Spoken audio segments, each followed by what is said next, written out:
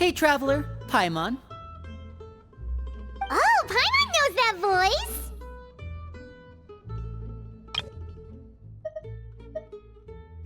Over here.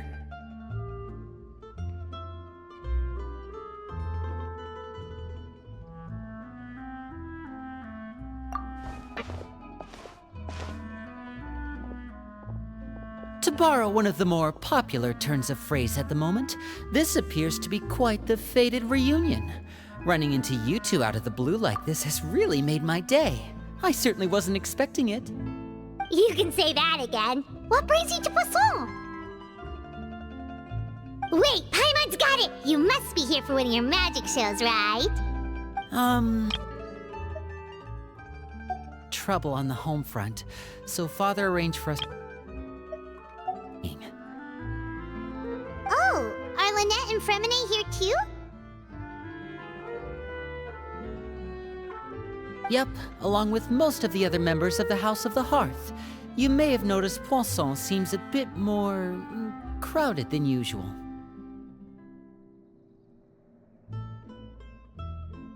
So you're saying nearly the entire organization has moved to Poisson?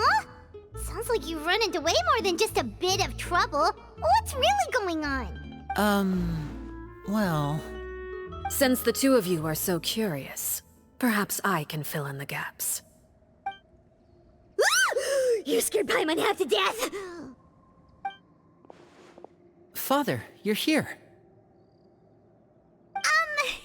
You know... On second thought, maybe we don't need to know? It's all probably super confidential House of the Hearth stuff, right? We totally weren't trying to pry or anything. No need to be nervous. I could sense your genuine concern from your conversation just now. Of course, I can also understand your confusion. Sending so many Fatui here to Poisson, it's only natural that some might suspect an ulterior motive to be involved. I understand. I'm well aware you've had your fair share of confrontations with the Fatui in the past, and I can't exactly guarantee that we'll remain on good terms in the future. As for right now, however, I would say we have little reason to be at odds, wouldn't you agree? The House of the Hearth could stand to be more open with those who have worked so closely with us in the past. As for the issue at hand, well, it hardly relates to any ulterior motive. To be frank, it all stems from a certain rumor circulating around the House of the Hearth. It's an internal matter. What sort of rumor? A rumor that a certain phantom child is hiding away in the House of the Hearth. A phantom child? Ooh, just hearing the name is giving Paimon the creeps. A spirit that should have long ceased to exist is lurking in the shadows of the House of the Hearth. So I decided to bring the children to Poisson before continuing to investigate the situation. I expect I should be able to track down the spirit fairly quickly. After that, it's just a matter of resolving the situation, if you will. It shouldn't be much trouble at all. If you're curious, or if you still have some concerns, it might be advisable to stick around for a few days. I'm sure the children would be exceedingly pleased to welcome some visitors. Lenny, I'll leave you to entertain our guests. I have some matters to attend to. Of course, Father.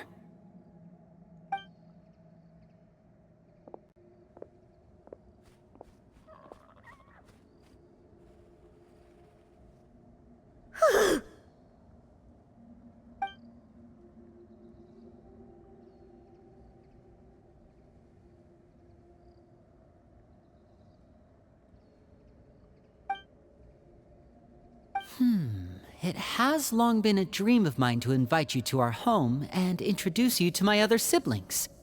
You're quite well known in the organization already. A lot of people have been talking about you, especially after everything with the prophecy. If you're willing, why don't you stay a while and have a little chat with us? Alright. We don't have anything else to do right now anyway. But let's be clear, we're just gonna be there as guests, okay? Don't get any funny... Oh, wait a second. If we're your guests, that probably means we'll be treated to lots of yummy food, right? Of course. During our stay in Poisson, we've been helping out the locals with some fishing. We bring in quite the bounty every day. In fact, today's the perfect chance for me to show you what I can do in the kitchen. Let's go. I'll take you to where we're staying.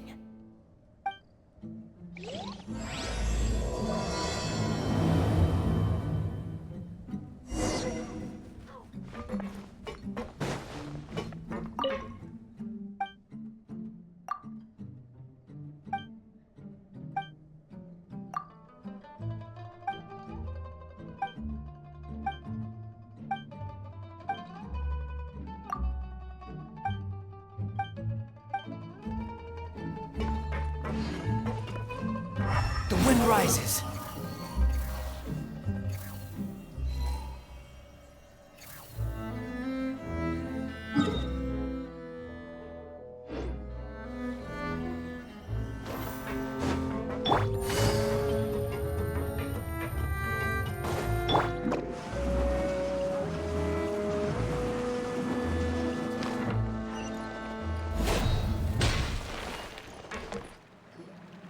We rented this house from one of the locals to use as a temporary base.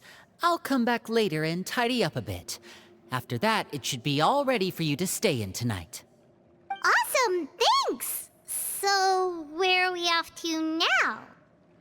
Well, when I happened to run into you two earlier, I was actually in the middle of distributing some supplies. With this many people staying in Poisson, we have to bring in outside supplies every now and then. I should probably make sure the rest of these provisions get delivered, otherwise people might start to get antsy. Okay, we'll come with! There are all sorts of rumors about your organization floating around out there. Paimon's not sure if she could even take a wild guess as to what's true and what's not. But now that we finally have the chance to see a day in the life of the house, we can take a good look at how you operate! Well, you're more than welcome to come along.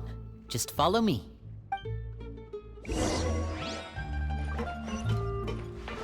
my escape.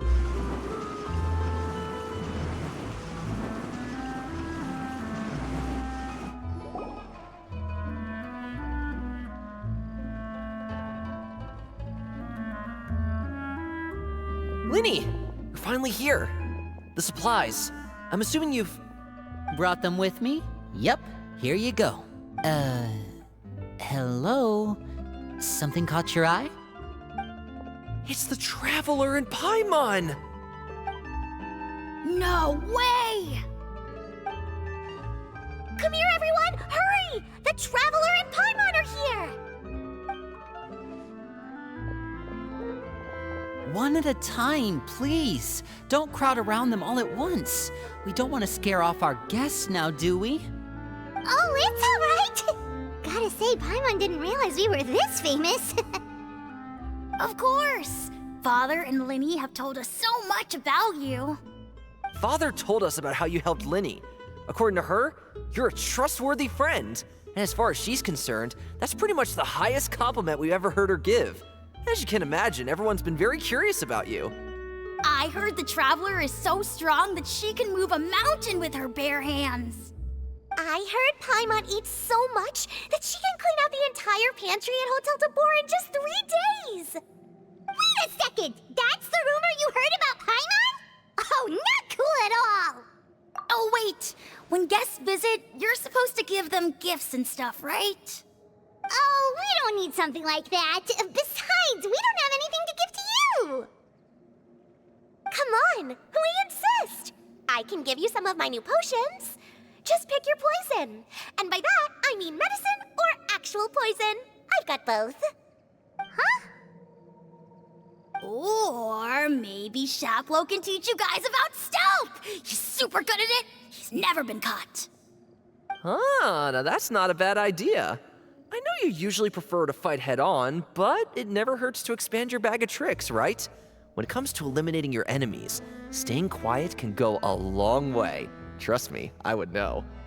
I was poisoned not too long ago, and I'm still dealing with the after effects. So I'm not quite as good as I was before, but I can still give you some pointers. Wait, when you said gifts, Paimon didn't think you meant poison and stealth tactics. But those are the best things we can give you. You don't like them? Ooh, how about this? Tell me the name of someone who really annoys you, and we'll teach him a lesson for you. All right, Fold, Selwar. I think that's enough suggestions for now. When it comes to being a good host, it's the thought that counts. You don't need a physical gift to make our guests happy. In fact, pestering them with suggestion after suggestion might make them more annoyed than anything. I would say your enthusiasm has certainly gotten across. Really?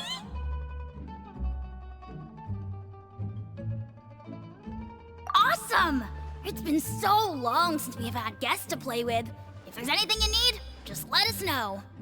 Yeah, especially if it's poison or something. I've got all sorts of potions for that. Well, we'll talk to you all later. We've still got supplies to distribute. All right, see you later.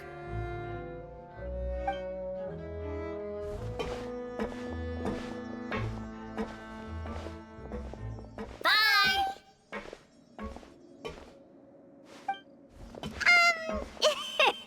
Lenny, about all that poison and stealth tactics talk just now. Scared you, did it? That kind of talk comes with being part of the House of the Hearth. When Foltz was really young, he strangled all of his family pets, just out of curiosity. He was labeled a dangerous problem child and was abandoned by his family. Elwar has an unnatural obsession with potions. Father has forbidden her from trying all the different concoctions she comes up with, but she still tries to test them in secret. You really have to keep an eye on that one. Chaplot is around my age. While I'm mainly responsible for collecting intelligence, he handles surveillance. He's very passionate about his work and has no reservations about taking on some very difficult missions. I know you two probably aren't used to that kind of talk, but I can promise you they only had the best of intentions. Things like stealth tactics and developing different poisons, they really mean a lot to them. They were just trying to share the best of what they could offer, that's all.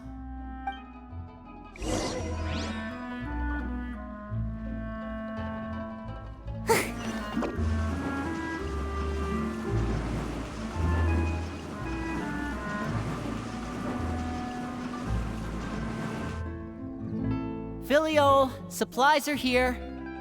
Thanks. And who are these two? Outsiders? Allow me to introduce you. This is the Traveler and Paimon. Oh, you're the famous duo I've been hearing so much about. It's nice to meet you. I heard you've traveled to all sorts of places. Is that true? Of course, we're making our way all across to that. Oh, good for you. You must be pretty familiar with Fontaine by now, then. Have you seen the new opera that started running recently? I think it's called... The 4,000 Thieves? Oh, this is the first we've heard of it. It seems like it's going to be fantastic. From what I've been able to tell from the posters, anyway. You should definitely check it out if you have the time. Oh, and there's The Blind Maiden, too. That one is supposed to have audience interaction. Seems pretty interesting. After this mission is over, I think I'll go get a manicure. Oh, maybe I should dye my hair. Wonder how much it'll cost. Is it just Paimon, or do these two seem much easier to get along with than the others? Looks like the House of the Hearth has some normal members after all.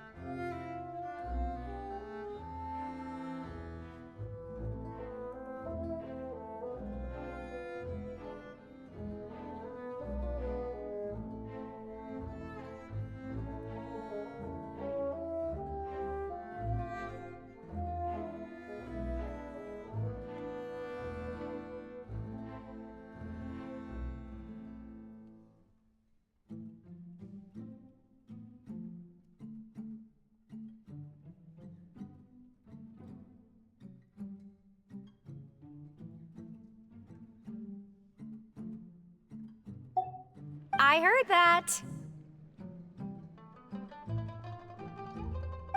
Oh!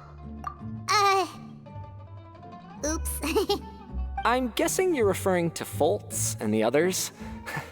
Yeah, we're definitely not all like them. I bet those crazies are practically foaming at the mouth right now. I'm sure they just can't wait to get back to Snezhnaya to carry out the plan. That's enough, Filial. Don't talk about family members behind their back, right? Whatever. Let's go. Guess this is goodbye then. If you ever have some time, we should go see the opera together.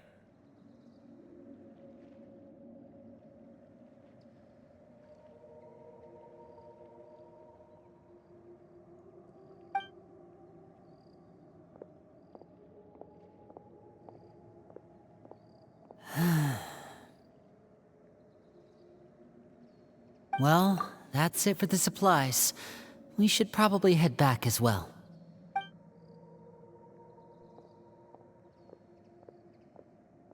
Well, they didn't seem too happy with each other. Seems like there could be something more going on here.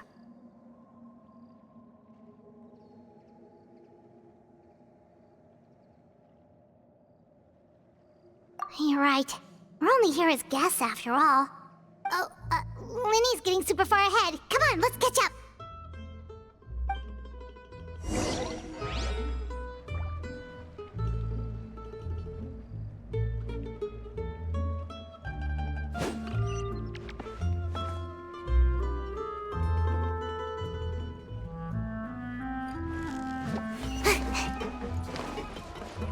Make my escape.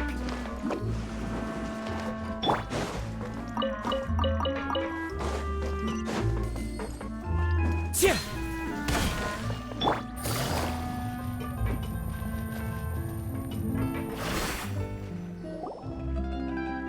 So, what do you think of the members you've met so far? Well, Father is always encouraging us to be strong-willed and independent. So if there's one thing we've got, it's people who aren't afraid to speak their mind. Well, I should probably get cooking. Wanna join? Of course! Then let's head out and... Fremine? What are you doing here? Fremine! Nice to see you again! You too. I heard you're here as guests of House of the Hearth. Welcome. We were just going to make some food. Why don't you come along? I could use some help in the kitchen, and I seem to remember you mentioning you wanted to make seafood soup for the traveler in Paimon. Seafood soup? Oh, Paimon's drooling already. Were you looking for something just now, Fremine? Maybe I can help. It's nothing. I just wanted to see if there were any extra supplies. Yeah, we've got some left over. What do you need? Some food and water, and some clean cloth, if possible. No problem. Give me a second here. Food, water... Wait a minute. What do you need all of those for? You're not on any missions as far as I'm aware, and you were just going to come eat with us. So what's this all about? I thought I'd grab an extra portion because I get hungry at night. Could be because I'm growing, you know? And... Fremine, you remember what I told you? You're not like me. Your lying skills still need some work. Tell me what's going on. Is it really bad enough that you have to keep it from your own brother? Maybe it'll be better if we gave them some space.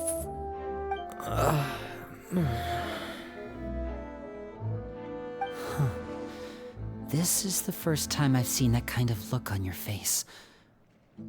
Whatever happened, does it have something to do with Father? yes. Just follow me.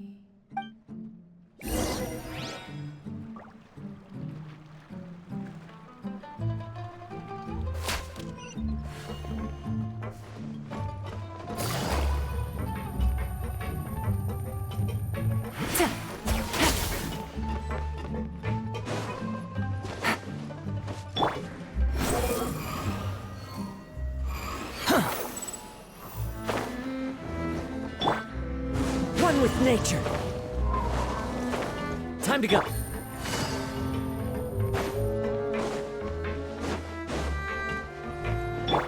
The wind knows me. Behold!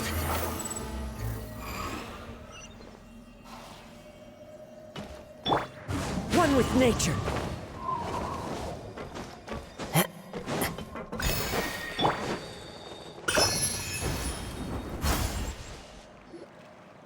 You're back! Oh, and you've brought some friends with you this time. Hello, my name's Linny. I grew up in the House of the Hearth. And you are? Hi, Linny. I'm also a child of the House of the Hearth, just like you. You can call me Clairvy. Clairvy?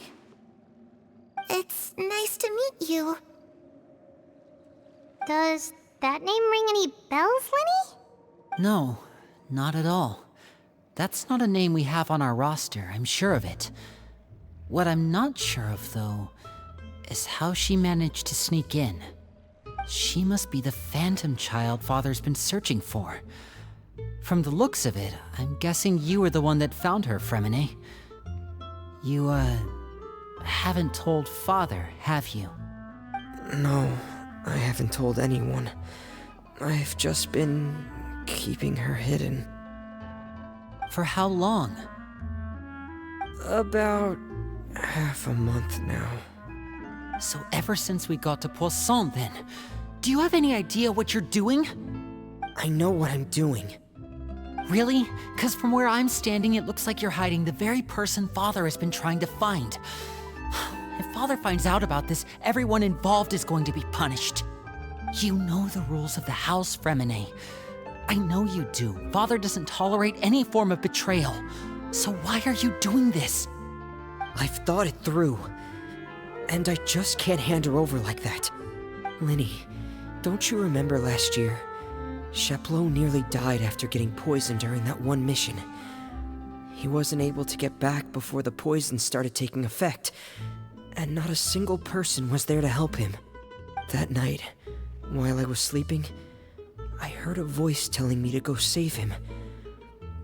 I opened my eyes, but I couldn't find the source of the voice. I thought maybe I was just hearing things, but I went to look for him anyway. Luckily, I got there with enough time to save his life. That feeling of being haunted, of hearing voices, it's happened many times in the House of the Hearth. I'm sure you've noticed. So what you're saying is, that was her? She was the one who spoke to you that night? Unless there are other spirits roaming around the House of the Hearth, I don't think there's any other possibility. If Clairvy were our enemy, it wouldn't matter whether she was a spirit or an actual child. I would have acted without a second thought, because that's what Father ordered us to do. But she's been living with us, helping us from the shadows all this time. I think that makes her family. I couldn't just hand her over to be dealt with. Not when there's so much we still don't know. So what's your plan then? You can't keep her here forever. Someone is bound to find out eventually. I haven't thought that far yet. I don't want to disobey an order from Father, but I also don't want to put Clairvy in danger. Come with me. There are a couple things I'd like to say to you in private.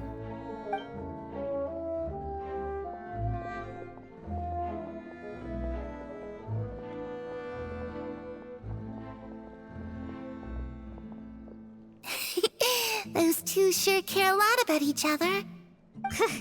Well, they got a funny way of showing it. From where Paimon was floating, it sure seemed like they were about to bite each other's heads off. No way! They have a really deep bond. I could tell right away, 'cause I also have a friend like that. I just don't know how long that kind of bond can last. The darkness in the house runs deeper than you can imagine. No one can get out alive. I'm sorry, Linny. I really didn't mean to drag anyone else into this. Oh really? You didn't mean to? 'Cause I for one wish you did. What do you mean? You know, when we were younger, you didn't call me Linny. You called me brother, just like Lynette. We grew up together, the three of us. We were all orphans, all rescued by Father. Of all the siblings in the House of the Hearth, I think our bond was the closest. Later on, when you started calling me Linny, I wasn't actually surprised. After all, Lynette and I are related by blood. We've had to depend on each other to survive long before we joined the house. Linny, The darkest and most difficult moments of my life happened before you and I had ever met. I'm sure that's true for you as well. Even so, Fremine, we've stood by each other for all these years now, and to me, that means more than blood. You and Lynette are the most important people in my life. No one can replace you. So I won't let you face anything alone. Not if I can help it. Oh, looks like things are getting kinda heated between Linny and Fremine. Maybe we should go check on them. Oh, it's raining. I should put my clothes away.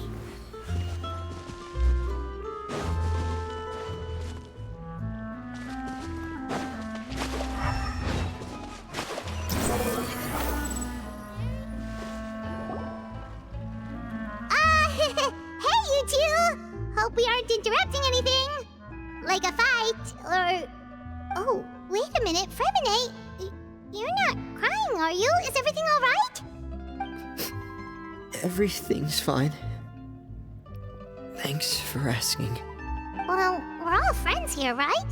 We've been through so much together, so if there's anything we can do to help, just say the word. It's just a small family dispute. It's not something our guests should trouble themselves with. In fact, it might be better if your stay ended here.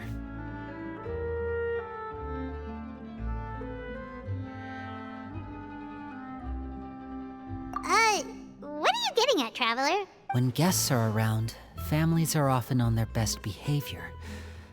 And any disputes are less likely to escalate. That's what you're trying to say, isn't it?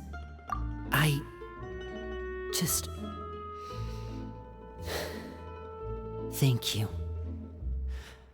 I was really hoping to keep you out of it. But even if I could think of some other reason to turn you away, I'm not sure I could convince you. I know things could turn dangerous, so I promise you this. From now on, I'll protect you like my life depends on it. Me too. Well, back to the matter at hand then. If we don't plan on handing Clairvy over to Father, then our only other option is to solve the mystery of her identity before Father is able to track her down. That means finding out where she came from and what she's doing here. Then we can send her on her merry way and pretend like none of this ever happened. I've tried that already. And? And... nothing. I tried taking her somewhere really far away, but... after some time, she just reappeared. She even came with us all the way to Poisson. It seems like wherever the house is, she follows. I don't know much about spirits. Do you two have any ideas? Let's see here. Paimon remembers hearing something like, if you fulfill a spirit's last wish before they died, they'll let go of whatever's keeping them here and return to the ley lines. Oh, it's just that Paimon doesn't really remember where she heard that, so it's not guaranteed to work or anything. Well, sounds like it's worth a shot. Guess that means we should go ask her about her wish. But first, Fremine, I need you to promise me something. What is it? I need you to promise me that this will stay between the two of us. We're the masterminds behind this whole thing. No one else gets involved. Can you do that for me? Of course. I promise. All right. Then let's seal the promise just like when we were kids. Fist bump on 3. Ready? 1, 2, 3. I swear.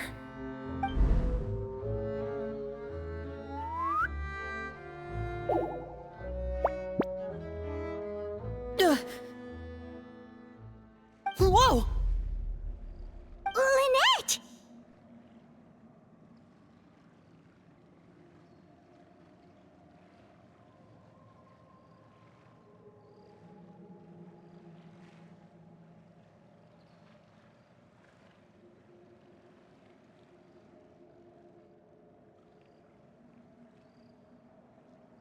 But what a surprise! What brings you here, dear sister? And, when exactly did you get here?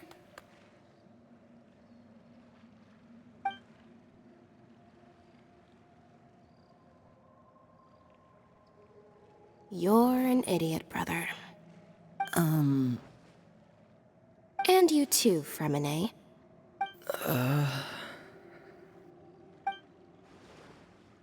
You 3, Traveler. And you 4, Paimon.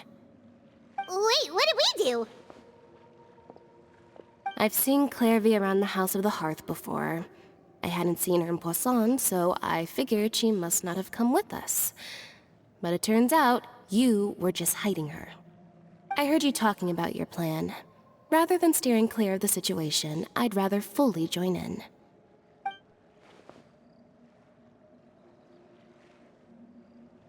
If you don't agree, I'll have no choice but to report everything back to Father. Simple as that. You're not giving us much wiggle room here, Lynette. Well, I guess we're all in this together then. After we talk to Clairvy, we'll figure out our next move. There's no time to lose. Let's go.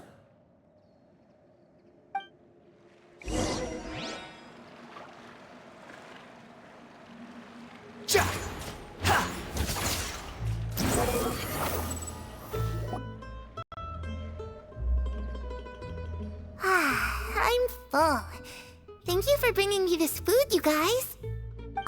She said she's full, but the food doesn't look like it's even been touched. That's right. Based on what I've been able to observe, it doesn't seem like Clairvy can interact with the physical world at all. Still, when she's presented with food, she'll always linger around it for a good little while. Maybe, in her mind, she really is eating those things. Does she know that she has already passed away? I've tried to ask her, but she didn't answer. My guess is that she's just as confused as we are. Or maybe she couldn't understand the question at all. Clairvy, if you've got some time, I'd like to ask you a few questions. Sure. Oh, another new friend. Hi, I'm Clairvy. Hello. Clairvy, how did you join the House of the Hearth?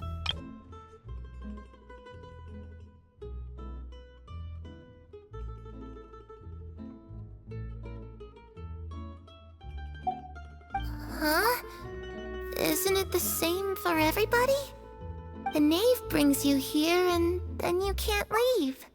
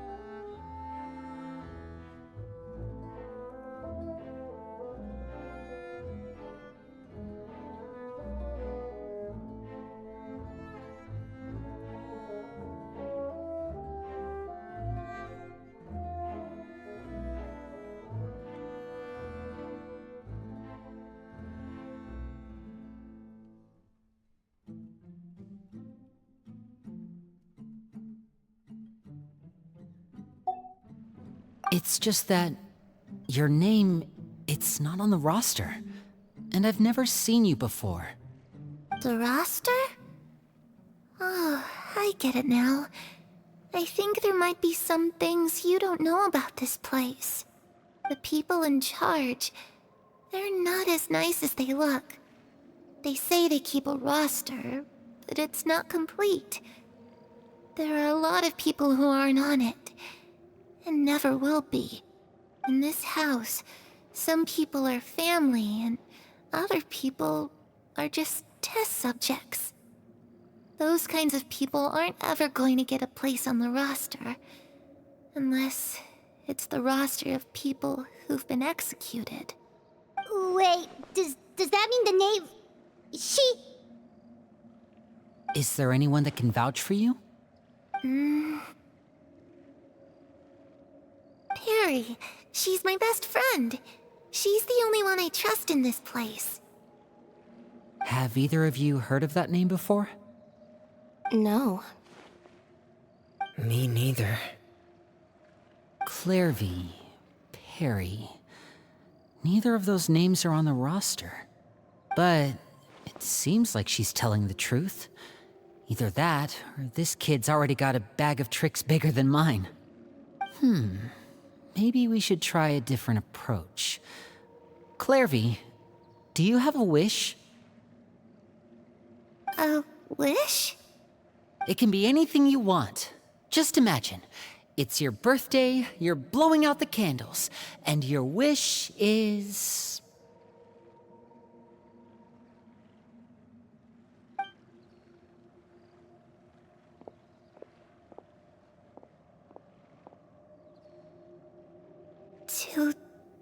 To go outside, where the sun can find me. That's... it? Well, that sounds easy enough. The darkness in the house runs deeper than you can imagine. No one can get out alive.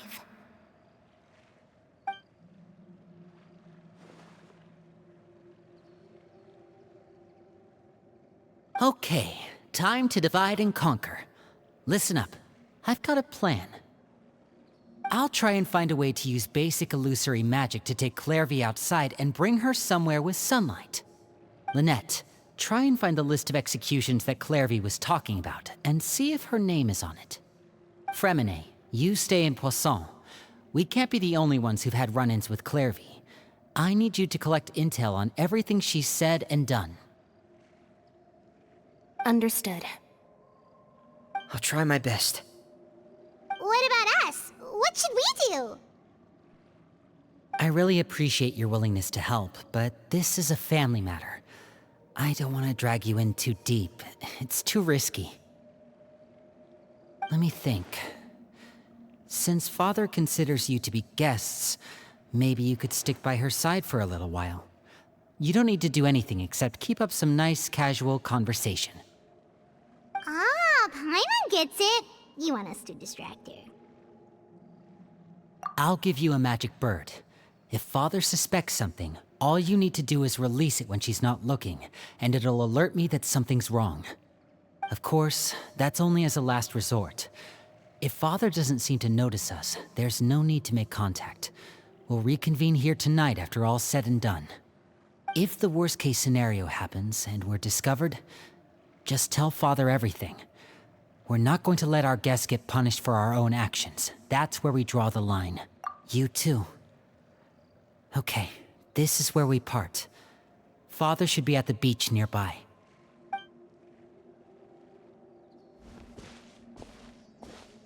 I really hope this goes well. No, it has to go well. That's the only way this can get resolved.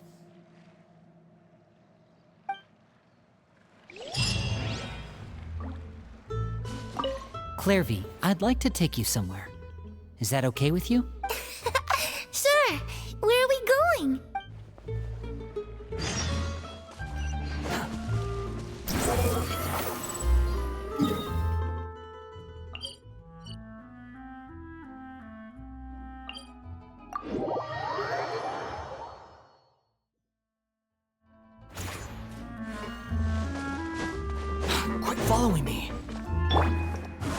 the wind.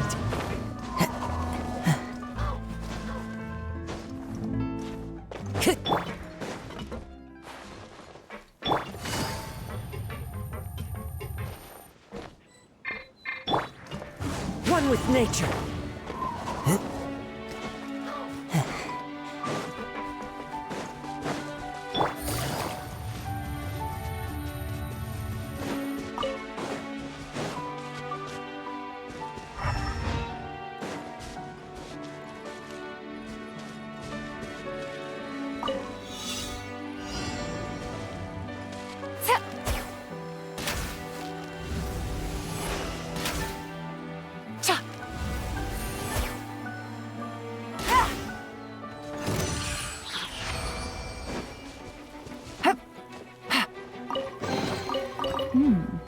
Easy.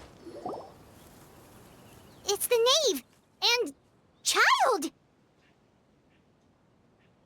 Hey, aren't you supposed to be in Snezhnaya recuperating? What are you still doing in Fontaine? Oh, it's you two. I didn't expect to run into you here. I was unconscious for quite a while after the fight in the Primordial Sea. After I woke up, I realized I was being taken back to Snezhnaya, and well, I couldn't have that now, could I? Not when I've still got unfinished business here in Fontaine. So, I mustered up all my strength and made the journey back on my own. What sort of unfinished business are we talking here? It has to do with Skirk, my master. I really wanted to meet up with her, but by the time I got back, she had already left. I still have so many questions for her. Without any other leads, all I could do was ask the Knave to help me track her down. She must have left behind some traces from her time in Fontaine. Oh, okay, so have you found any clues? Unfortunately, no. While the House of the Hearth is adept at collecting all manner of intelligence, certain existences can still manage to escape our purview. Basically, unless Master feels there's a need to meet with me, she's not going to be found. But that problem has an easy fix. I just need to become stronger, and then... Paimon thinks you should focus on getting better first. The worst of it is over. It's all thanks to that one kid from the House of the Hearth. Elwar, I think her name was. She gave me a bunch of random potions to drink. They didn't go down easy, let me tell you. Pain and chills all over. But they really did help speed up my recovery. And that's good, because it looks like I really do have to head back this time. The old man's been putting the pressure on me. He sent someone to tell me I'm needed for some sort of project. Project Stuja? Yeah, that's the one. I heard Regrator's involved too. I'm not looking forward to having to listen to all his monologuing, that's for sure. Hey, maybe you could think of a way for me to stay in Fontaine for a little longer. Helping Linny and the others brush up on their fighting skills would be far more interesting. If you and I could spar, that would be even better. I've been waiting for a chance to see you go all out. And what a sweet little daydream that is. But I also have a role to play in all this. I'll be leaving Fontaine shortly as well. Besides, considering how little they see fit to step outside the homeland, being called on to return to Snezhnaya by such illustrious dignitaries, what a great honor. Wouldn't you agree? One I could do without, I'd say. Is it just Paimon? Or does it kind of seem like they're... So, dear guests of the House of the Hearth, to what do I owe the visit? Well, we just... right! We're super close to Linny and the others, but we still don't know much about you! Is that so? Introductions have already been made, have they not? Oh, well, you see? There's only so much you can learn about someone from a short introduction. At least tell us something a little extra, like... why do you call yourself father? Huh, good question. I'd also like to know. The fact that you have to ask tells me our intelligence work has been quite successful. Telling you the answer to that question would only serve to undermine that success. And we can't have that, now can we? Spoken like a true diplomat. That was some expert sidestepping right there. Well, if there's nothing else, I think I'll take my leave. I still have a small matter to resolve at home. Wait, don't go!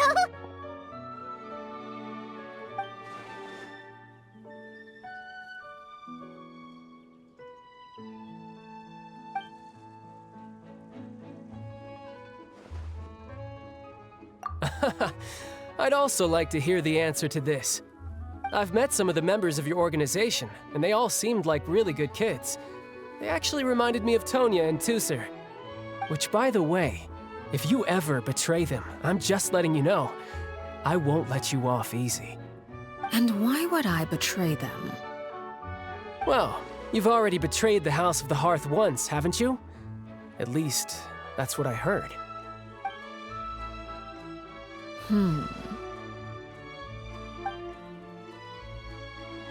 Okay, I admit. That's just what the old man told me. The rooster, I mean.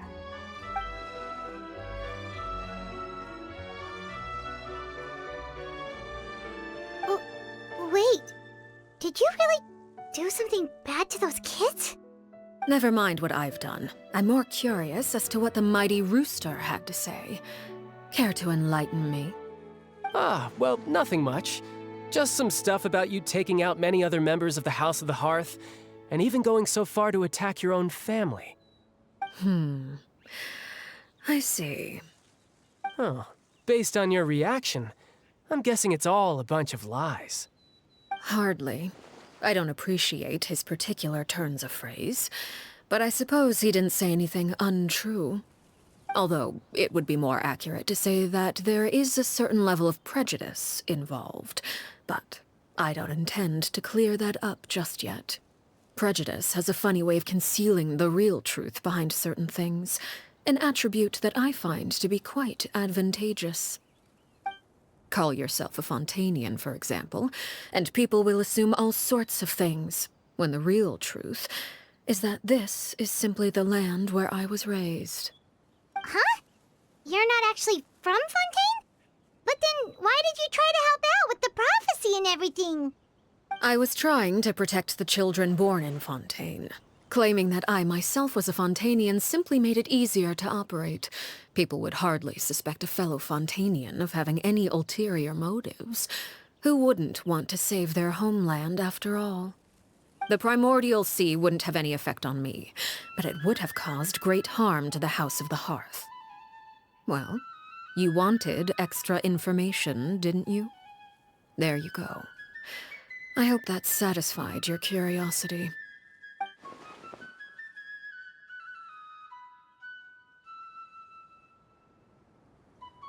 So, you stayed in Fontaine for the kids.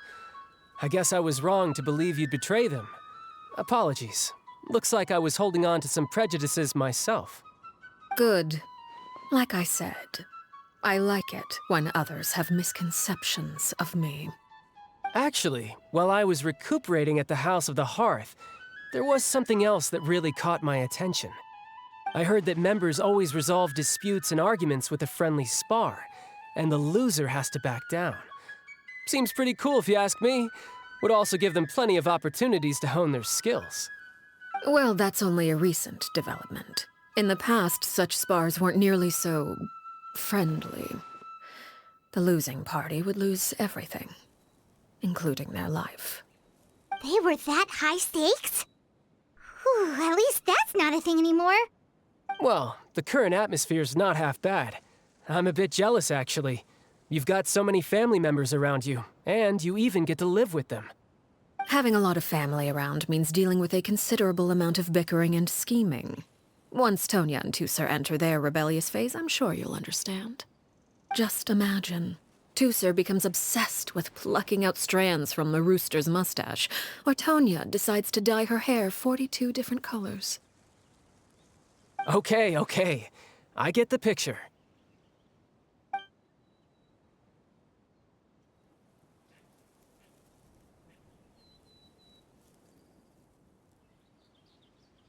Well, would you look at the time?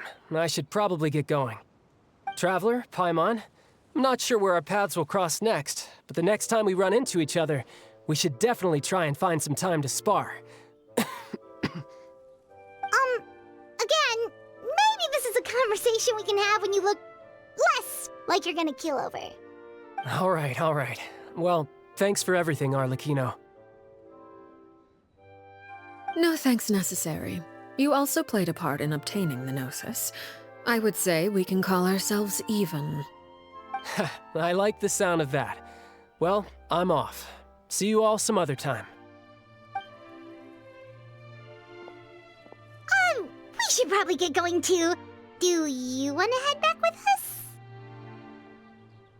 Oh? You want me to leave so soon? Oh, well, you see, I'm rather enjoying the evening breeze. If you don't mind, I think I'll stick around for a bit. I have some things to think about. Apologies for not attending to you like a proper host. Please forgive this slight. I do hope you'll have a pleasant stay. We managed to keep her distracted until nightfall. Good thing Child was there to keep the conversation going. You don't think she suspected anything, do you?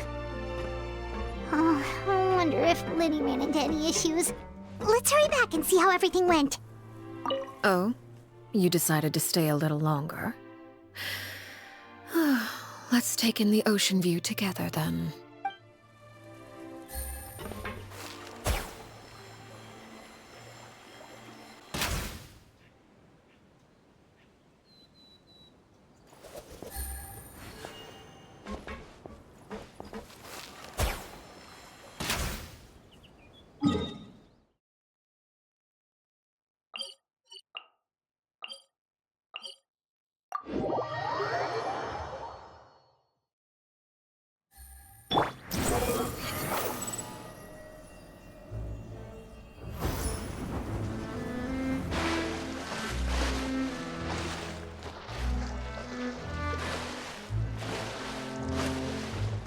Squall and Fury!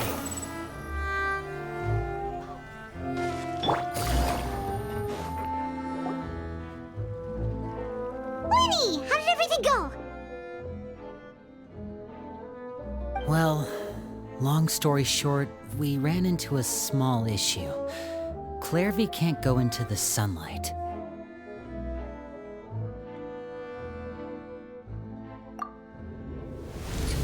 Everything was fine at first. She followed me up to the surface just like I told her.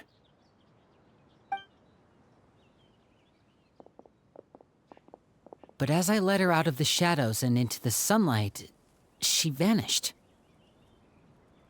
I turned around and there she was, standing at the edge of the shadows, silently watching me. Huh. Maybe she's afraid of sunlight, or... No, it wouldn't be her wish if that were the case. Well, we could always try pushing her into it. Oh, true. I've pretty much tried it all already. Nothing worked. Eventually, the sun went down, so all I could do was bring her back here. How did it go with you, Lynette? Good. I've got the list. It's right here. Really? Well, what are we waiting for? Let's take a look!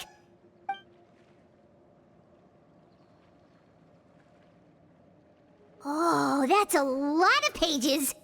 Oh, it's gonna take forever to get through it all. We can each take a section. Here. La Pouillade, L'Endroit, Chambel, Horaire.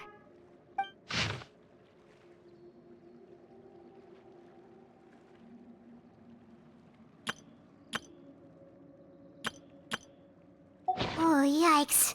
That Horaire guy has a huge scar on his face. He's kinda giving Paimon the creeps.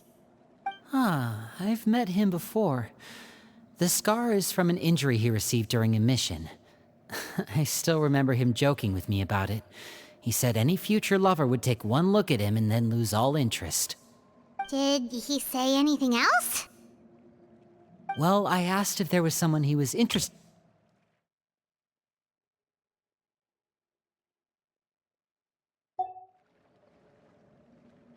It was only later that I learned he really did have someone he liked. He risked everything to escape so he could be with her, but it didn't work. One day, Father asked to see him, and, well, I never saw him again after that. Wait, so that means the Knave, she... It may seem cruel, but it's just one of the rules of the house. Betrayal is not to be taken lightly. We know too many secrets to come and go as we please. So, if you do try to leave, you pay with your life. Her name's not here, huh? Well, that's not too surprising. It doesn't seem like this list is complete. It only contains records dating back around 5 years. Let's shift our attention then. Fremine, were you able to find anything out? Fremine. Sorry. I was thinking about something. I managed to talk to quite a few people, but I couldn't help but notice that the atmosphere in the house was a little... strange. Strange. Yeah, I mean, I know there have been arguments in the past, times when people haven't gotten along. Chaplot and Filial are a good example of that. Oh, those are two of the people that we met while delivering supplies. Paimon can see how they might not get along. They had very different vibes, and their, interests seem to be pretty different as well. That's to be expected, actually. Father brought us all here, shared her knowledge with us, taught us how to fight. That's one thing we all share. But that's also where the similarities end. Not all of us feel the same desire to stay here. As members of the House of the Hearth, we're also considered part of the Fatui. And to a lot of people, that's an identity they never asked for. Certain members get older and realize they want something else for themselves. But considering the rules of the house, most people would never say that out loud. People like Chaplot and Foltz are loyal to Father and her vision. They're proud to be part of the Fatui. Filial and Nantoy, on the other hand, well, they aren't quite as enthusiastic.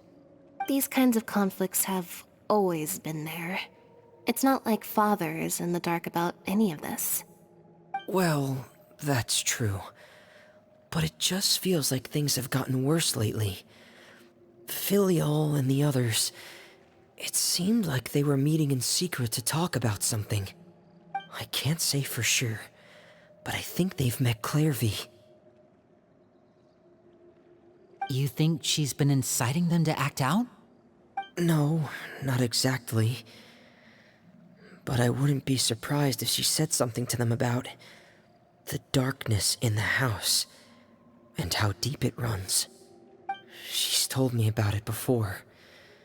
Experiments being run on children. People being used as pawns on the battlefield without so much as the strength to survive. And they just believed all that? Without any evidence? Clairvy's words probably gave them the excuse they were looking for.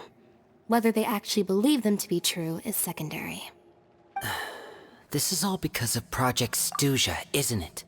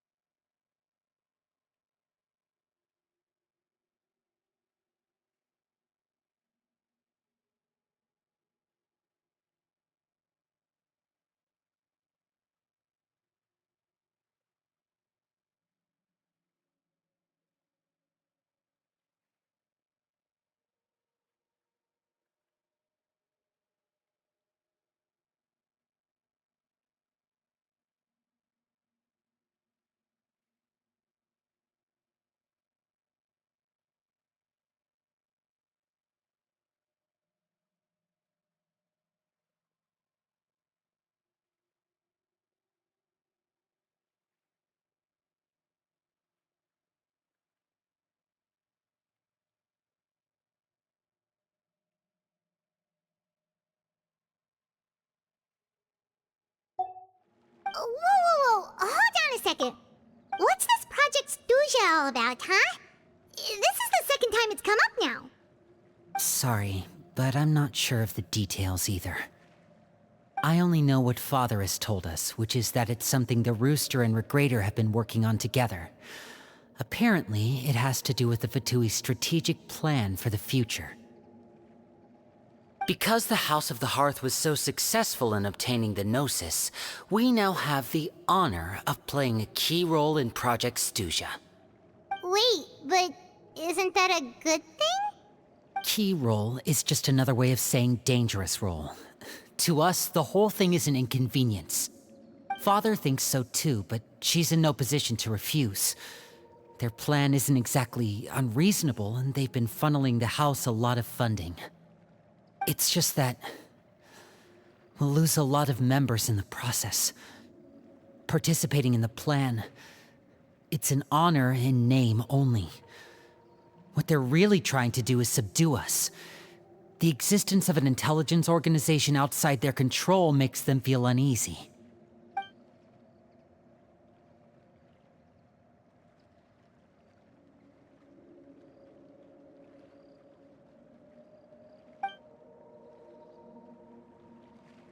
Okay, super complicated top secret Fatui business aside, what does all of this have to do with the conflicts you were talking about earlier? Paimon doesn't get the connection. External pressure has a way of exacerbating internal strife. You can't overlook the power of fear either. People are afraid of dying, and that fear is often the impetus for a lot of stupid decisions. I thought resolving the Clairvy situation would make everything go back to normal, but it looks like things are more complicated than I thought. If we leave Filiol and the others to their own devices, sooner or later, Father will be forced to take action. We can only focus on one situation at a time, brother. You're right. Even if we confront Filiol and the others, it won't do any good. It might even make matters worse. We should focus on Clairvy for now. Well, it's getting late. We should head back and get some rest. We'll try again first thing tomorrow. Lynette, you stick with me this time. Fremine, keep a close eye on Filiol and the others. Make sure they don't do anything they'll regret. Good work today, everyone. Have a good night, and I'll see you tomorrow.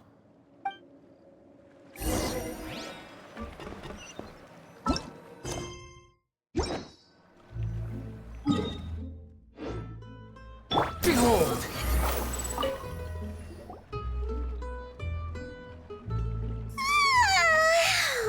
I'm always looking forward to an early night, but she can't sleep at all. Hey, you don't think the Knave will be too angry with Linny and everyone if she finds out about all this, do you? She's even scary when she smiles. If she were to actually get angry... Ooh, you have to protect Paimon if that happens, okay, Traveler? Trustee's effort, Traveler. Look! Look over there! Quick! Let's catch up with her before anyone sees!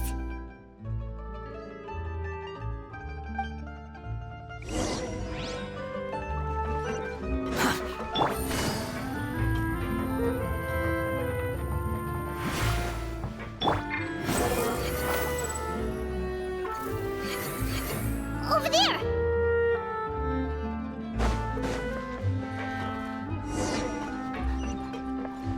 Squall Fury!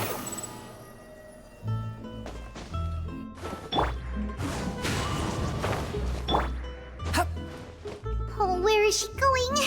Oh, if someone sees her, we're toast! The wind knows me.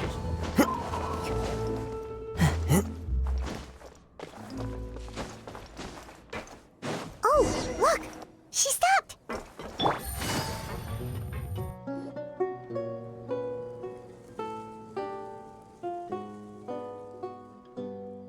Clairvy! Shh! I opened the window while no one was looking. Look how pretty the outside is. If only I could have more than this. You probably think I'm being silly, huh? All this hopeless resisting. It's better to dream of what I could have than try to make it a reality, right? Please, help us get on the same page here, Clary. We need you to tell us what you know. Can you do that? Sure.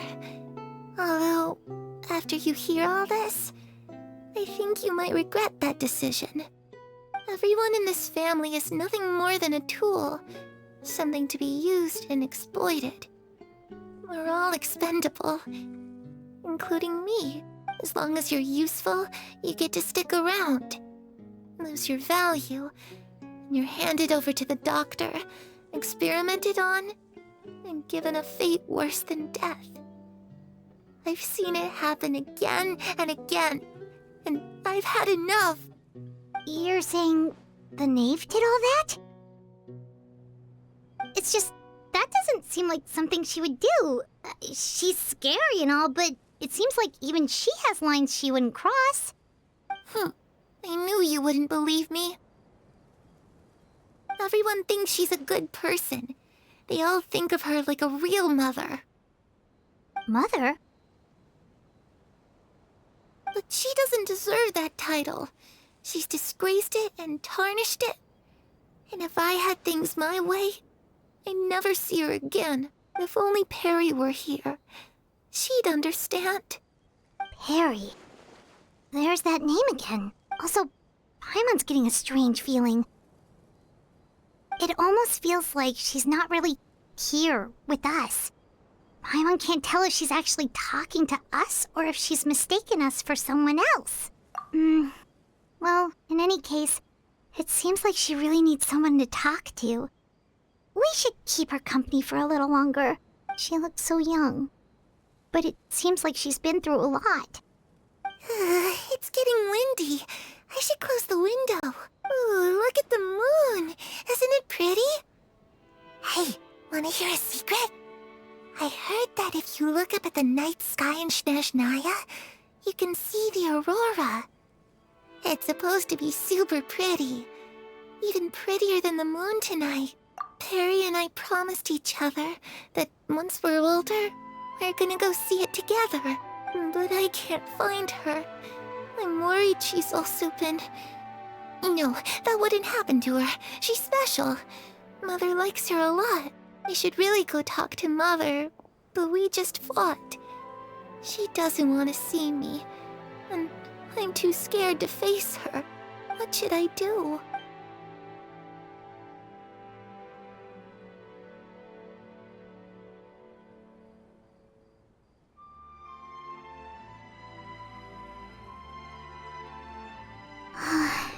Paimon really doesn't understand what's going on with her.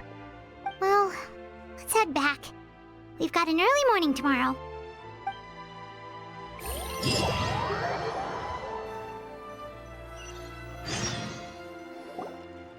All right, looks like we're all here.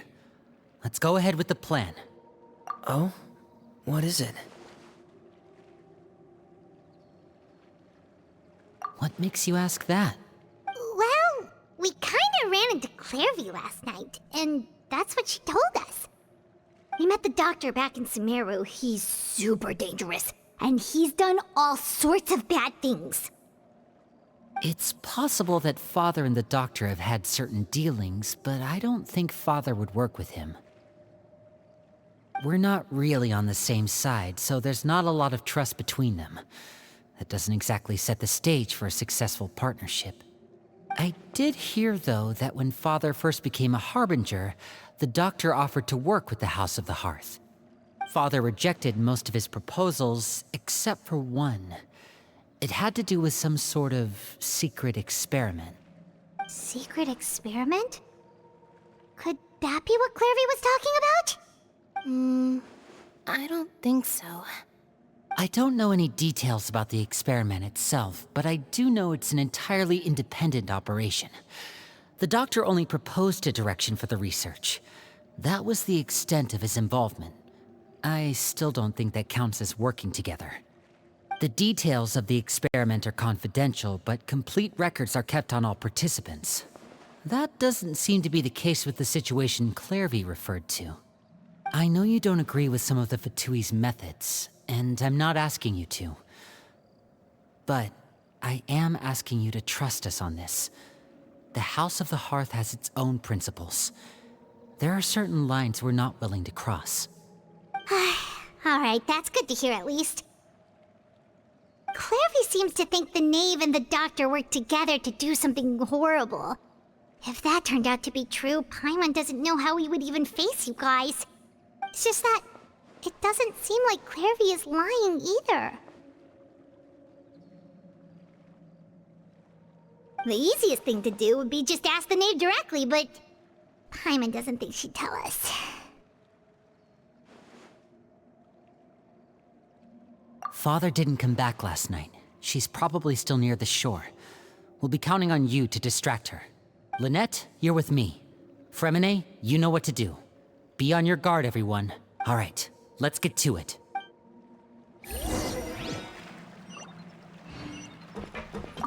Where are we going today? Let's try somewhere further away this time.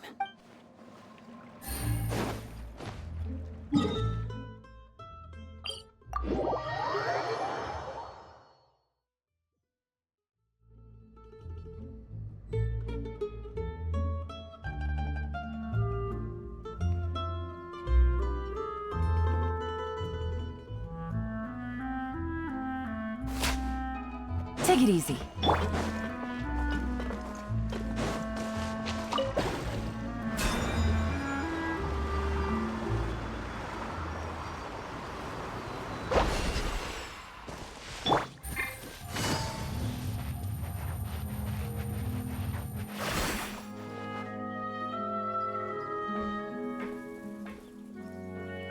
Ah, it's you two again.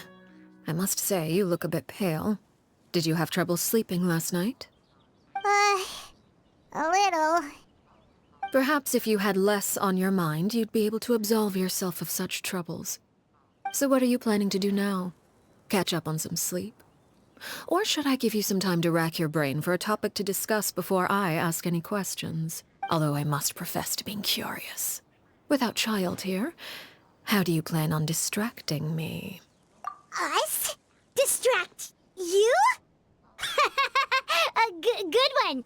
But no, we were just here for a chat.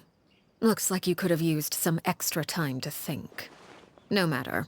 If you don't have any other plans, why don't you accompany me somewhere? Don't worry. I'll be sure to steer clear of any scheming children. The ocean breeze is sure nice today. Children always think they can hide things from the grown-ups. But nothing gets past me. Least of all a little scheming.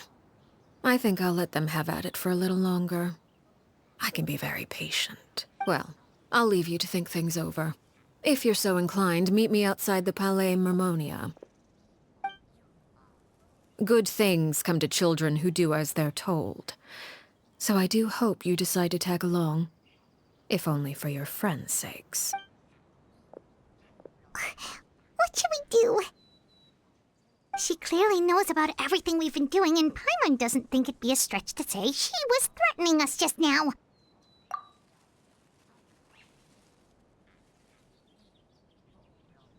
Oh, good idea. Hopefully he sees it in time. Well, we should probably head to the Palais Mermonia. Paimon doesn't want to find out what happens if we don't show up. Based on what the Knave was saying just now, it sure didn't seem like it'd be anything good. Okay, then we probably shouldn't keep her waiting. It seems like Linny and the others are on thin ice, so let's do our best to not get them in any more trouble.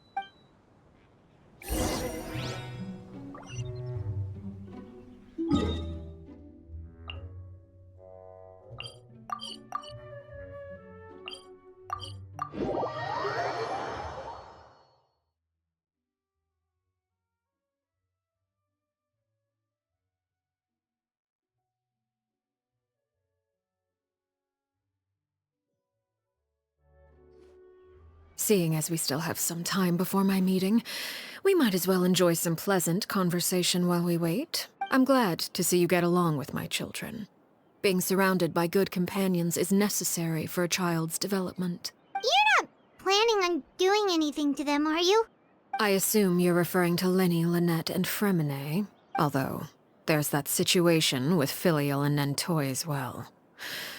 It appears quite a few people have been acting out lately. No matter. I'm not one to discriminate. All those who betray the house meet the same fate. There are no exceptions. Does that mean you're going to kill them? Oh, are you here to beg for their lives? I'm sorry to disappoint, but the rules of the house change for no one. In my organization, everyone is responsible for their own actions. But don't you care about them at all? They really respect you. They even call you father. You must feel something for them. Any organization in which feelings come before principles is one destined for ruin. The House of the Hearth is hardly an exception. You could say our principles are more stringent than most. Perhaps I can offer you this consolation at least. As our guests, you two will not be held accountable along with them. I would imagine Linny, Lynette, and Fremine will be able to keep their lives. As for Filial, Nentoy, and the others, I'm afraid there's little I can do. They can try to escape, but once you know our secrets, there's no getting out alive. But that's awful. Ah, you seem concerned. Out of consideration for my guests, I suppose I could turn a blind eye for a little longer. If Linny and the others manage to dispose of Claire V in the meantime, all evidence of their wrongdoing will be lost. In that case, I could hardly punish them for something I couldn't prove. If their efforts are unsuccessful, on the other hand, all will be held accountable. And the punishment will be severe. Of course.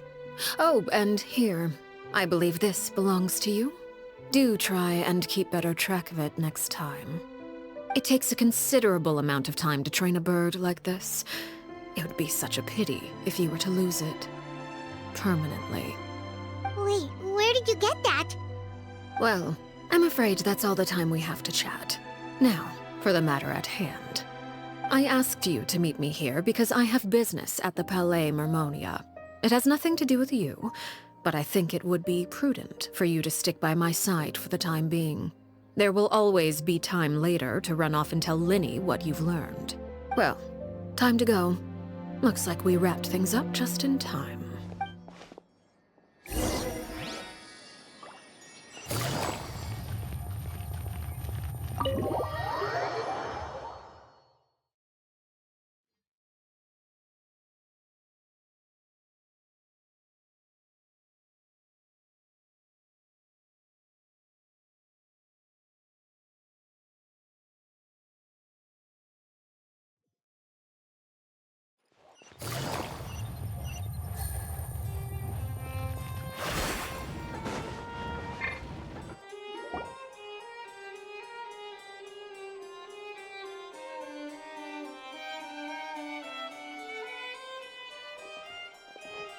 It's been a while, Monsieur Neuvillette.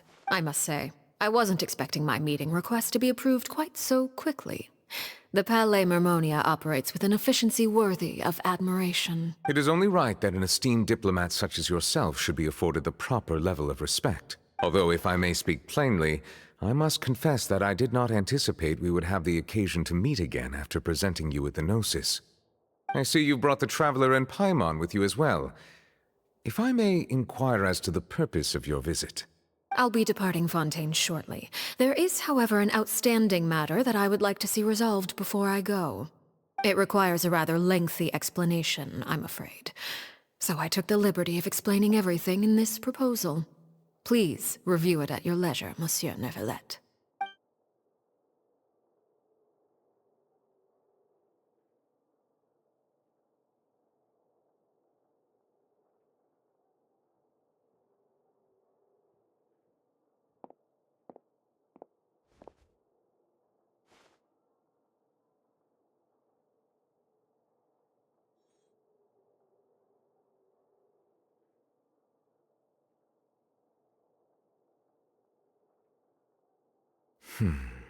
I understand your request.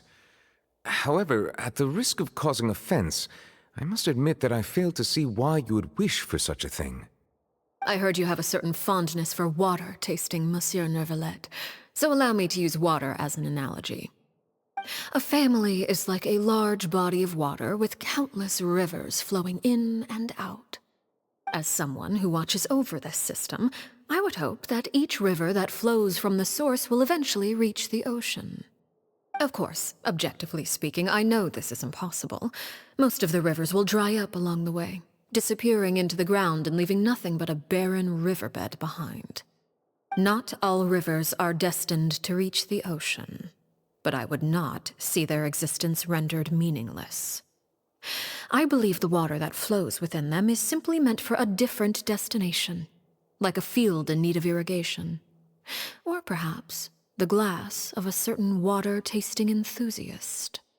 Did you get any of that, Traveler? Your words paint an optimistic picture indeed. Allow me to remind you, however, few among us are willing to sip from a glass filled with tainted water. It may have been tainted at one point in time, but not to worry. I'll make sure it's strained of all impurities and returned to its cleanest form. I seem to recall there being a transactional aspect to your proposal. Perhaps you could expound on that? If you accept my proposal, Monsieur Nervalet, I will gradually withdraw my forces from Fontaine. And, unless absolutely necessary, I will no longer carry out any special missions within Fontaine. I presume I can take your words to mean that, in the future, cases similar to the Tartuffe assassination will cease to cross my desk? Tartuffe? Ah, that thief who embezzled funds from all those charities, you mean? My deepest condolences to his family, but without any evidence, I cannot imagine how the House of the Hearth might have been involved in his passing. Of course, if you accept my proposal, Monsieur Nervalet, I'm sure certain measures could be taken to reduce the frequency of such troubles. You choose your words carefully indeed. In that case, I am inclined to accept your proposal. My thanks for your generosity, Monsieur Nervalet. Well, with that settled, we should be going now. I took the liberty of bringing along 2 bottles of spring water from Snezhnaya for you to enjoy. I do hope I get the chance to hear your impressions. Perhaps at our next meeting, yes? Indeed. I trust you would not overlook your commitment in the meantime. All right, Traveler Paimon. Time to go.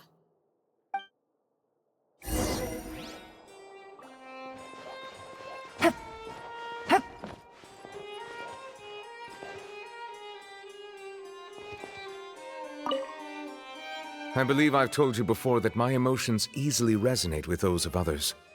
Yet in the few meetings I've had with that Harbinger, I haven't been able to sense any aspect of her emotional state. Her mind is like a still body of water. Who knows what darkness lies in its depths, and the lack of ripples on the surface gives nothing away. It's unclear whether this is her natural state of being, or whether it's an incredible strength of will that gives her the ability to master her emotions. Either scenario, however, suggests she is a very dangerous individual. I do not expect an explanation as to why you two are by her side. Whatever your reasoning, I would only advise you to take caution.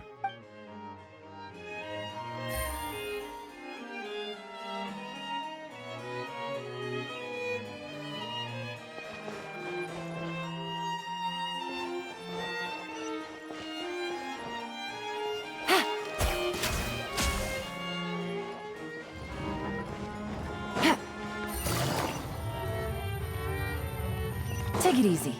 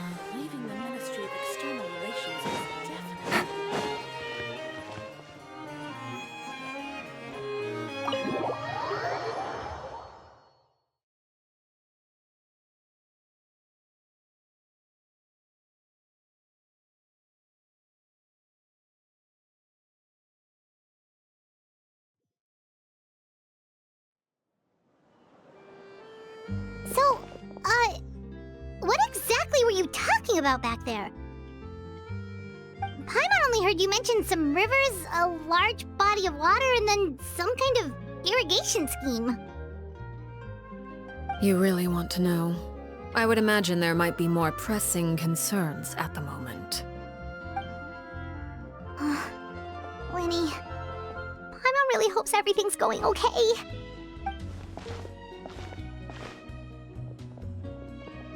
Oh, Paimon recognizes that look. You've got your ticket cap on, don't you, Traveler?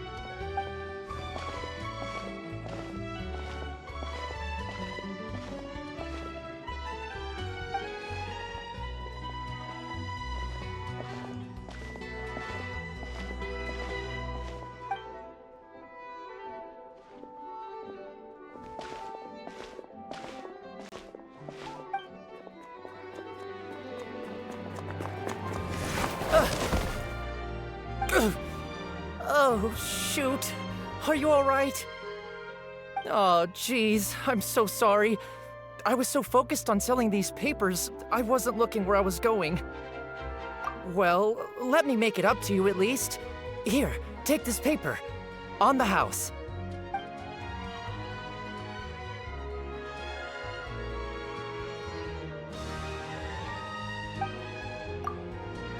Oh, you don't have to give us anything. Please, I want to. It's not like I'm short on supply. All the extras will be useless come tomorrow anyway.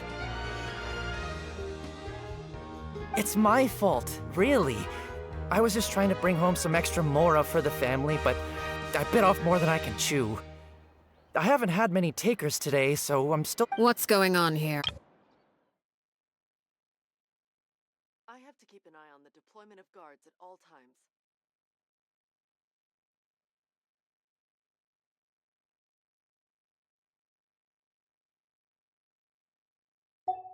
Nothing much. I just ran into your friend here on accident. I should probably get going, actually, so— Hold on. Of course, I'm happy to compensate you with mora, it's just— I don't have any on me at the moment. I'll take 3 papers. Here. Your payment. Oh! Thank you for your patronage. May the Archons bless you with good fortune. If only I had the chance to run into such generous customers every day. I should probably just take on a smaller inventory though, right? I'm getting married soon, so sometimes it's hard to not get ahead of myself. Anyway, I should head out. Goodbye! Well, now that my affairs are settled, we should take the boat back to Poisson. We've even acquired some light reading to enjoy along the way. Actually, why don't we stick around for a little longer? Paimon just realized how hungry she is. She can't head back to Poisson on an empty stomach.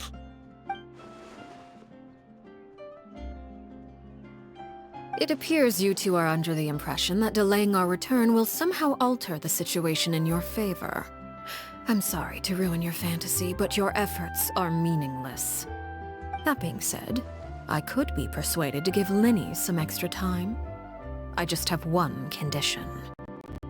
If you agree to my request, I'll even answer some of your questions. You're quite curious about Clairvy, are you not? And my relationship to her. Wait, why are you being so generous all of a sudden? You're not gonna ask us to do something bad, are you? You overestimate yourself. You don't have the talent for bad things. Then what can you possibly— The most important consideration in a negotiation is that both sides receive something they want. Demands and threats only get you so far. Wonderful. Here it is. When the time comes, make the choice that you deem most appropriate in the situation, and lend your help to the House of the Hearth. Okay, sounds normal enough. But what do you mean, when the time comes? When is that supposed to be? That is for you to decide. Then we have a deal. Follow me.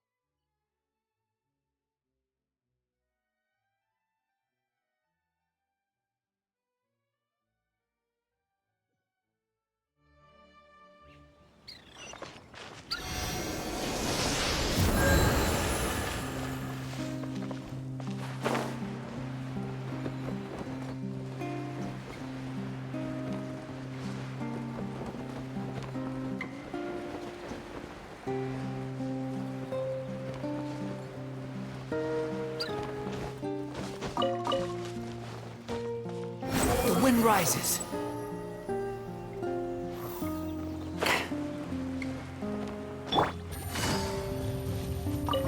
Ignorant and proud.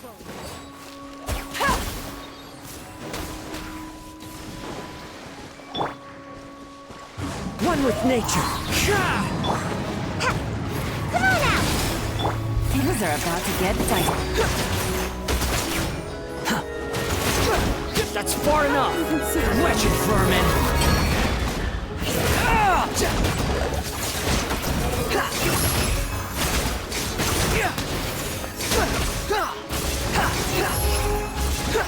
A gift for you.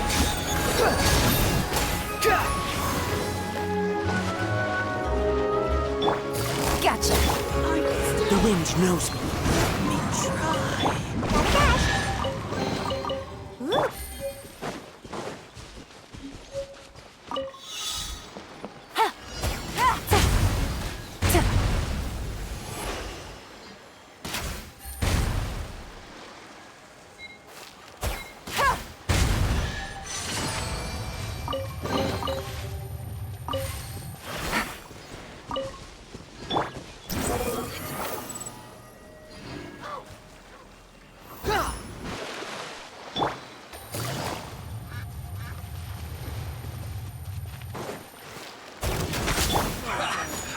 One with nature, as one with wind and cloud!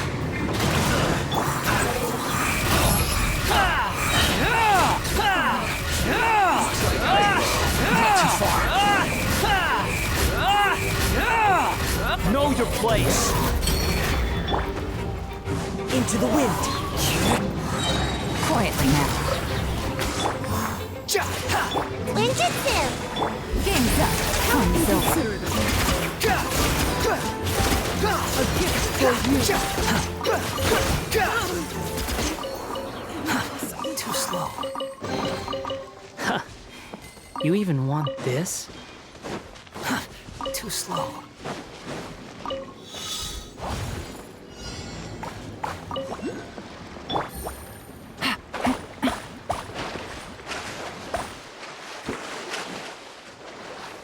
Behold! Quit following me.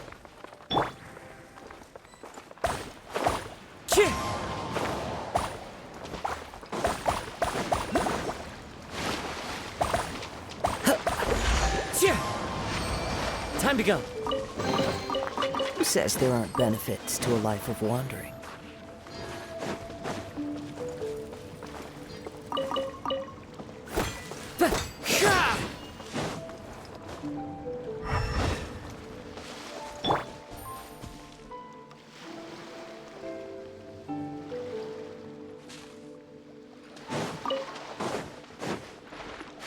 Take it easy. Please appreciate my sincerity.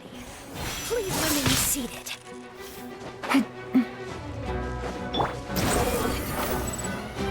The radiance must go Upon the gale. Have a load of this.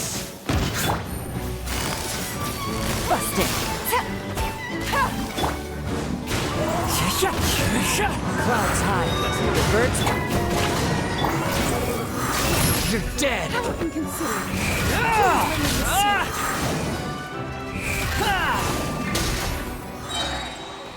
Please hold for just a moment. Gotcha. The wind knows me. Give my prior in consideration. Here comes the catch. My fault for being so lazy.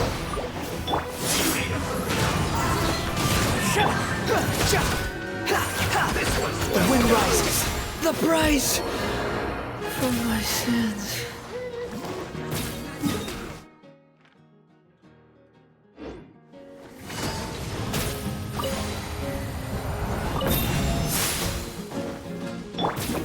Banquet must go on.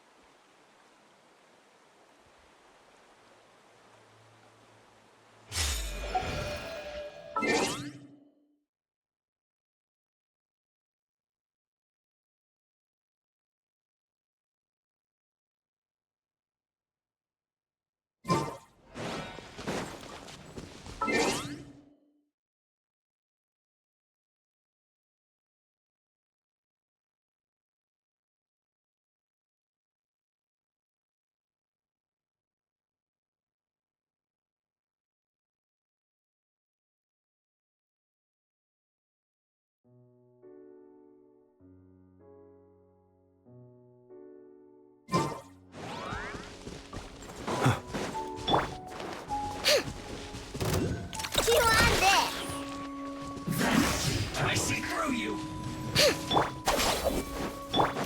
Another rude lout.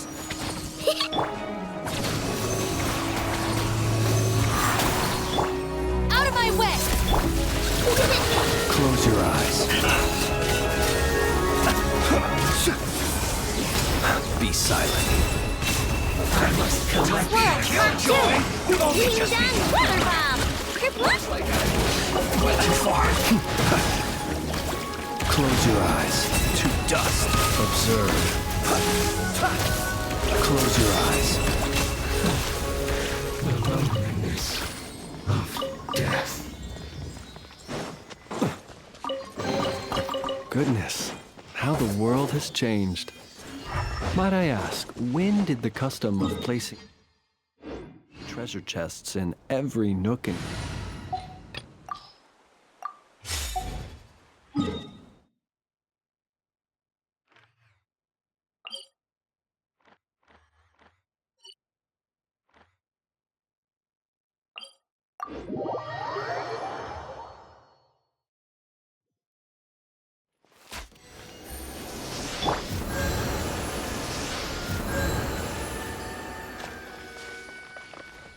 Squall and Fury!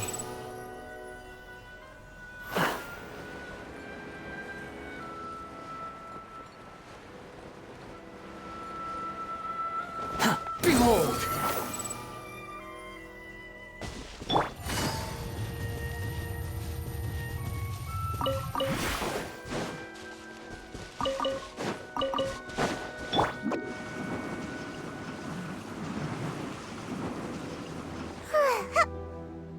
Squall and Fury!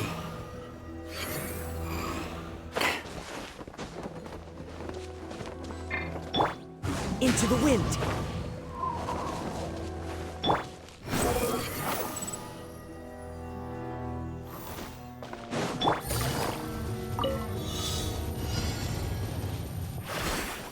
Take it easy. Take it easy.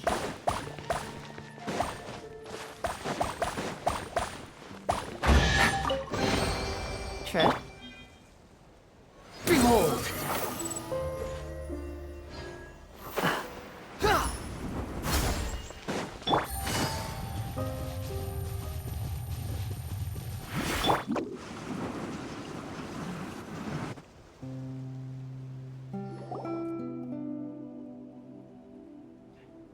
What is this place?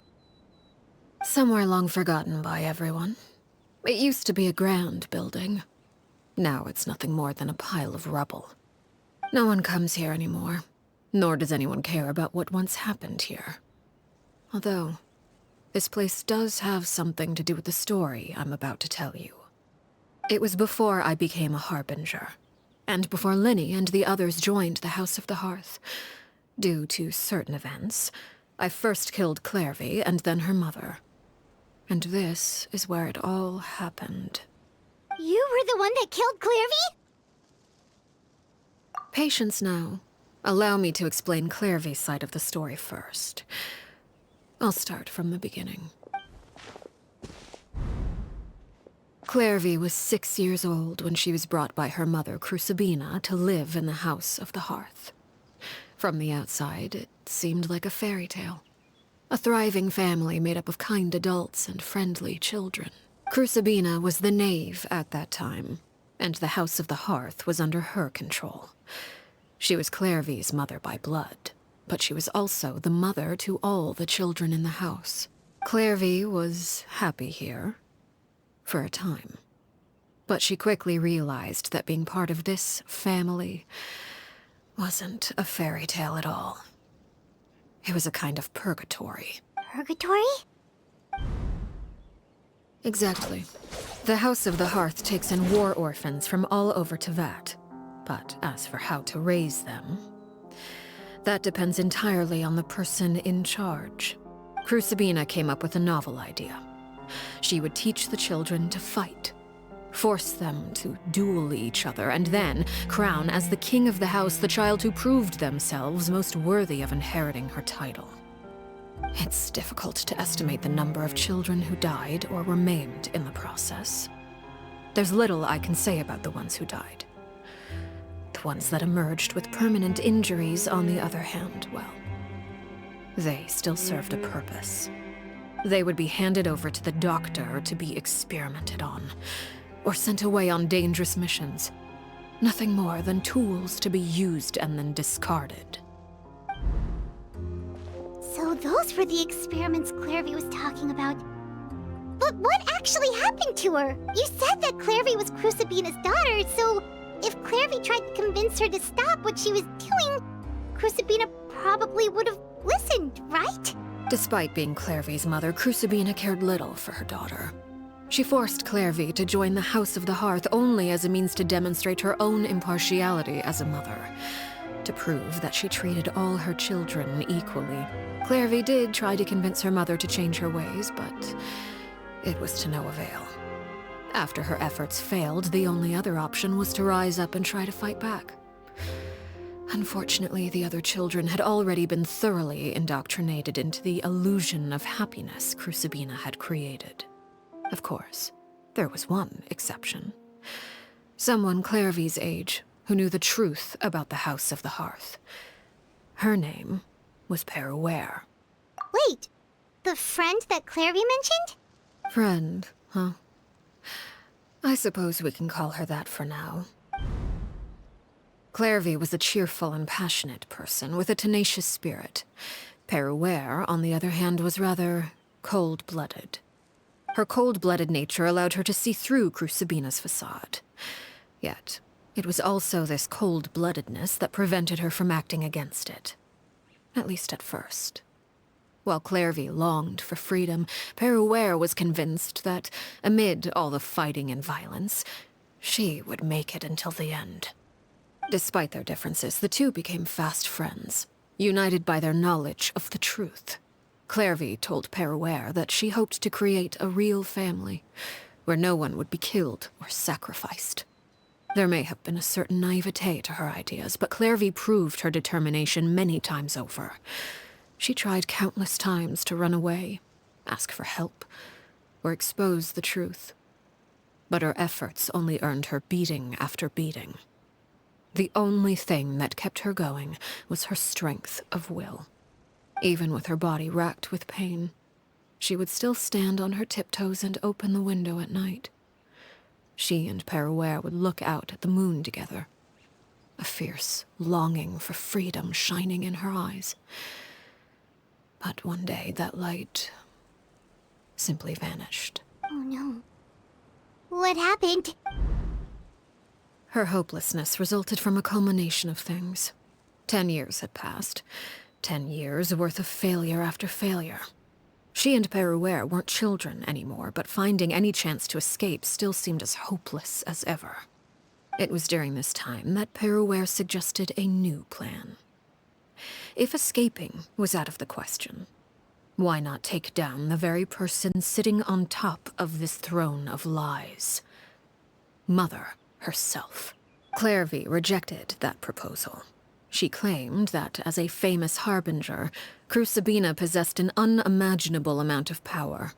Trying to kill her would have an incredibly low chance of success. Clairvy never gave another reason, but Peruere could see it written all over her face. Clairvy still thought of Crucibina as her mother. Killing her own flesh and blood was a line she couldn't bring herself to cross. If she couldn't escape and fight back, then only one option remained. Precisely. Death was the only way that she felt she could be free. It happened during a duel. When she arrived at the dueling ring that day, her partner turned out to be none other than Peruere. The very person that had stood by her side all those years. It was a fierce battle. But ultimately, Clairvy decided to let Peruere end her life. From that moment on, Peruere's journey was one written in flames. When the rain finally came and washed it all away, there she stood, the sole victor in Mother's endless game of slaughter. A trail of corpses strewn across her path to success. It was the very result she had predicted 10 years prior. Even then, she believed she would make it until the end. She wasn't surprised by the fact that she emerged as Mother's undisputed heir. Rather, her success left her with an inexplicable sense of restlessness. She was unsettled. And there was only one thing that could quell that sensation. Perhaps you two would like to take a guess as to what it was? Crucibina, you mean? But... Correct. This is the place where Peruere killed her best friend. A mere year later, this is also the place where she fought tooth and nail to kill the mother they shared. The moment she acted, any conception of what was right or wrong ceased to matter. It's one of the principles of the house. Only those who survive get to write the rules. Peruere won the battle, and became a harbinger herself. After which Her Majesty, the Tsaritsa, bestowed upon her a new name. Arlecchino. So the Perry Clairvy was talking about... It was you all along. You're Peruere. Arlecchino is just a name you got later. I left that name behind long ago. I must say, hearing it now does bring back memories. After I defeated Crucibina, the moniker of Mother died with her. I chose to forego the title she called herself, and even chose to give up my own name. I rebuilt the House of the Hearth under a new identity. Not only as Arlecchino, but as father. And that is where the story ends. Any more questions? Yeah. Based on what you just told us, Clairvy wasn't a little kid when she was killed. So the Clairvy we met... Was she really a spirit at all? I suppose you could call her an illusion born of flame. Her existence is like ashes to a fire. Something left over in the wake of blaze and ruin. You see, a certain power runs through my veins. It's not unlike a curse. My flames leave behind shadows of anything they consume, of course. The chances of those shadows morphing into a sentient entity are exceedingly slim. Clairvy is a very special case. Clairvy died when she was 16 years old. But what emerged from the flames was her 6-year-old self. Her appearance wasn't the only thing affected. Most of her memories were lost to the blaze as well. Memory is a mysterious thing indeed. Losing a portion of your memories will alter your sense of self. Lose 10 years' worth, however, and it would be like living in the past. Like returning to a version of yourself that never grew up. No wonder Paimon got such a weird feeling when we were talking to her. Perhaps I should put it this way. Clairvy is someone trapped in time. It may seem like she exists with us in the present, but she truly lives in the confines of her own past. So if all of that is true, then you must have known about Clairvy for a long time. Indeed. She's a rather volatile and unstable entity. Sometimes she would look after the children. She's even saved some of their lives. But other times, she would hide from me and become obsessed with revealing the truth about the house to anyone who will listen. Shadows don't have the capacity to learn or grow. Any new information they encounter is quickly forgotten over time. Your attempts to expose Clairvy to sunlight. They failed, yes? The reason is actually quite simple. In Clairvy's mind, the house is impossible to escape, and it is this very perception that traps her there. But no matter. All I have to do is kill her again, and all will be resolved. I don't anticipate so much as a single speck of ash will be left behind this time. Wait! Paimon can understand why you might want her gone, but isn't there another way? So what if she's trapped in her 6-year-old self? She's still your friend! At least talk to her first! It's too late for that. She broke the rules, and now she must be punished. That goes for Filial and Nantoy as well. She's had quite the effect on them. I hope you understand. The difference between Crucibina and myself lies in our formulation of the rules, not our policy for enforcing them. Upholding the rules without question is a trait we both share, because that is how a household should be run. Is this really what you want to do? Whatever could you mean? Don't you want to say a proper goodbye at least? Whether as a killer or as a father, there are two things that must be avoided at all costs: anger and sorrow. Anger makes you impulsive. Sorrow causes you to waver. Well, it appears it's about time to proceed. Before we arrived, I told some of my well-behaved children to bring our troublemakers here by nightfall. I do believe I've kept my end of the deal. I gave your friends quite a bit more time. As for what happens now, we'll just have to wait and see.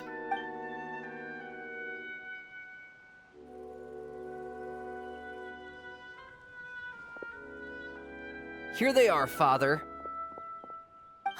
You gonna execute him? Seeing something like that would actually be a first for me. Lenny!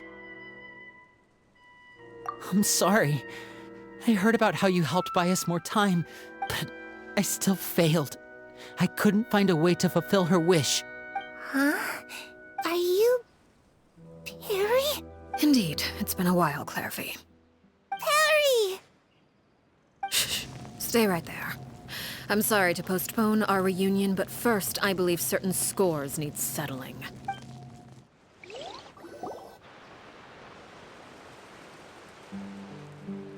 Father, let me explain. Out of my way. Father! You chose to conceal a threat to the house. And for that, you must be punished.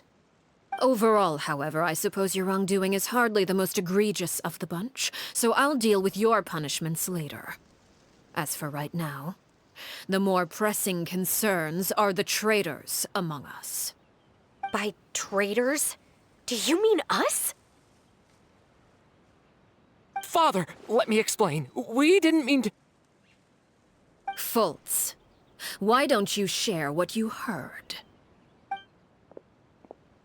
Yes, Father. Secret Midnight Meeting number 3.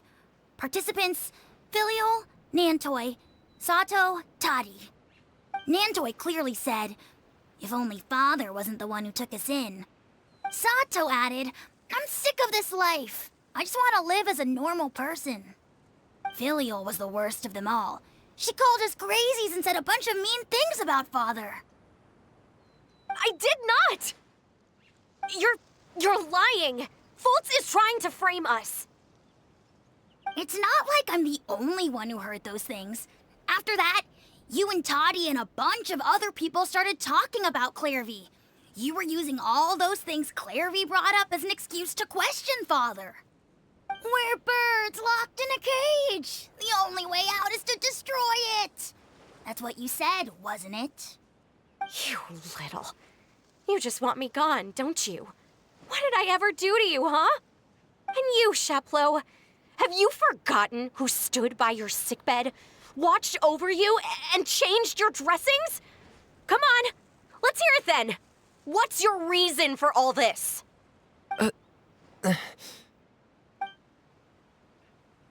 You're wrong, Filial. We don't want you to die. You're our family. Liar. You wouldn't be doing this if that were the case. So why? Why have you backed us into a corner? We all live in the House of the Hearth. You know the type of work we do, Filial. A single betrayal can cost dozens of us our lives. It's not like it's never happened before. That kind of thing is hard to forget. That's why the House of the Hearth cannot tolerate any form of betrayal. Ever since we came to Poisson, you've had 7 secret meetings. A lot of the things you talked about really crossed the line.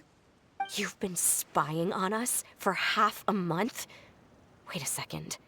Now that I think about it, the move to Poisson was just a way to make it easier to spy on us, wasn't it? Because we were all in one place. You've had this planned all along. Filial, Nantoy, I'm sorry. I owe you both my life. I owe Clarevy too. If it weren't for all your help after I got poisoned, I wouldn't be standing here today. If this were any other situation, I would do anything to repay that kindness, even if it cost me my life. But rules are rules. I'm sorry. My hands are tied. Why? Why? That's enough, Filial. We made a mistake, and we should own up to it. We broke the rules, plain and simple. And now we have to face the consequences. I'm sorry, Chaplot. Foltz.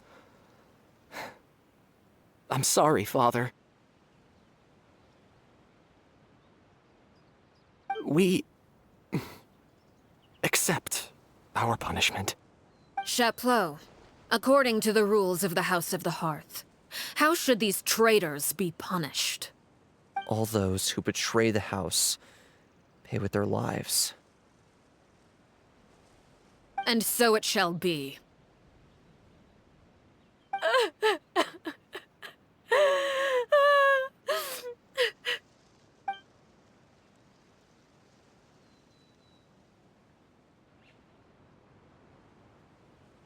Father, please wait! Something you want to say, Linny? Please reconsider, Father. What Filial and the others did, does it really count as betrayal? We all come from broken families. From the very first day we joined the House of the Hearth, we wanted nothing more than to make it a real home. But the truth is, none of us know what a real home should look like. I'm not saying I have all the answers. All I know is this. Killing Filial and the others may uphold the rules, but doing so will only bring us further away from being a real family than we've ever been. So please, Father, please reconsider. I agree with Linny. Father, please. Linny, you...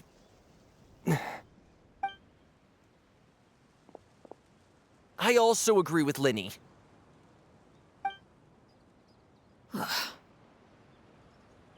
An order once given cannot be rescinded. However, given the extent of your determination, I suppose we shall have to go about this a different way. Draw your weapons and face me. Our weapons? Father, are you referring to a duel? Precisely. The rules of the house will not be altered. Traitors must be punished.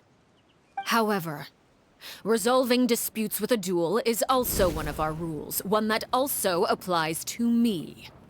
Demonstrate a sufficient showing of strength, and I shall offer a concession. Wait. Beat Father in a duel? Impossible. Father is way too strong, even for Lenny.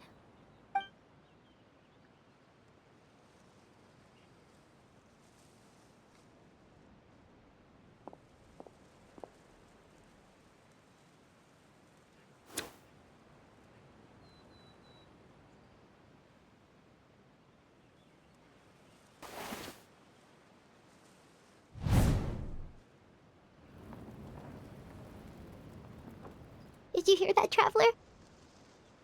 Lenny and the others have to duel the Knave. What should we do? Can they really win something like that? If they lose, those people from the house are really gonna be executed. Hey, are you listening?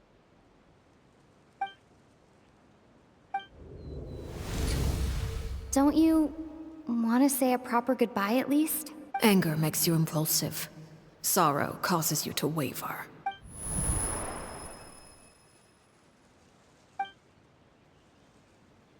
Oh, looking at that expression on her face, she seems really serious about this. Guess that means there's no chance she's throwing the duel on purpose, huh? When guests are around, families are often on their best behavior.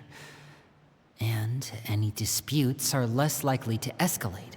When the time comes, make the choice that you deem most appropriate in the situation, and lend your help to the House of the Hearth. What's wrong, Traveler? Hey, where are you going? Traveler? You're asking to join the duel against the Knave? I'll allow it. We do have a ready-made dueling ring at our disposal, after all. All I would advise is this. Keep a firm grasp on your weapon, and give it your all. Any less, and you may just lose your life.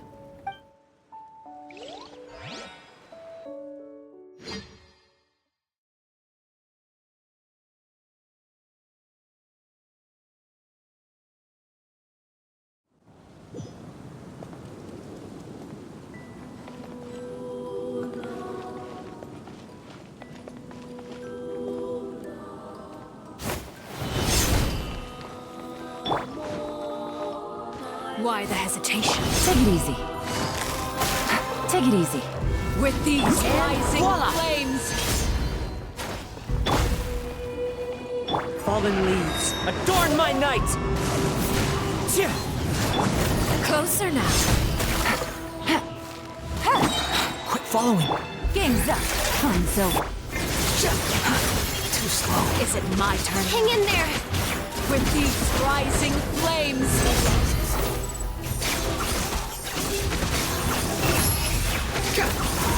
Upon the gale. Falling Who's into next? the abyss.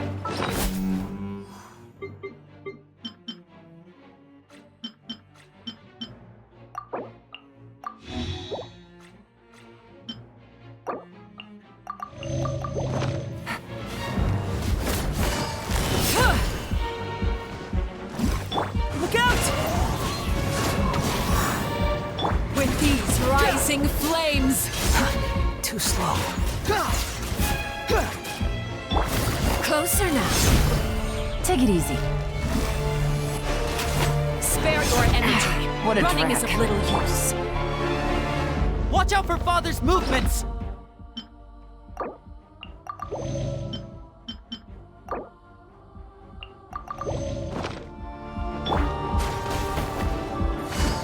Busted. Take it easy. With the fall of darkness, destruction Here shall comes the rise. Have a taste of purgatory. Take it easy. Over here! Is it my turn?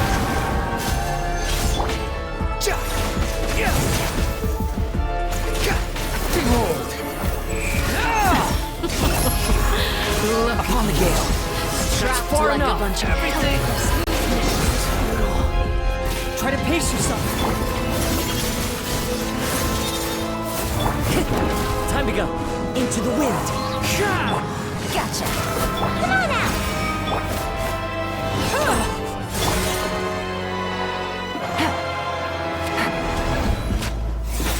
The countdown has Now's our chance! like a fly tangled in a web. Spare your energy. Running is of little use.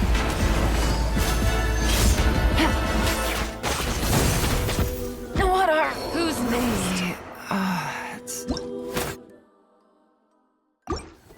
Father's even stronger than...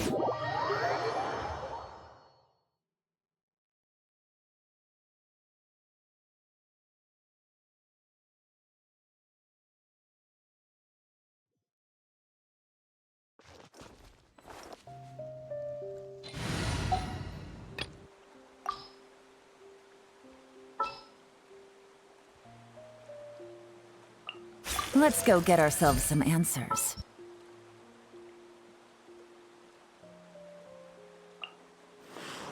Let the wind lead.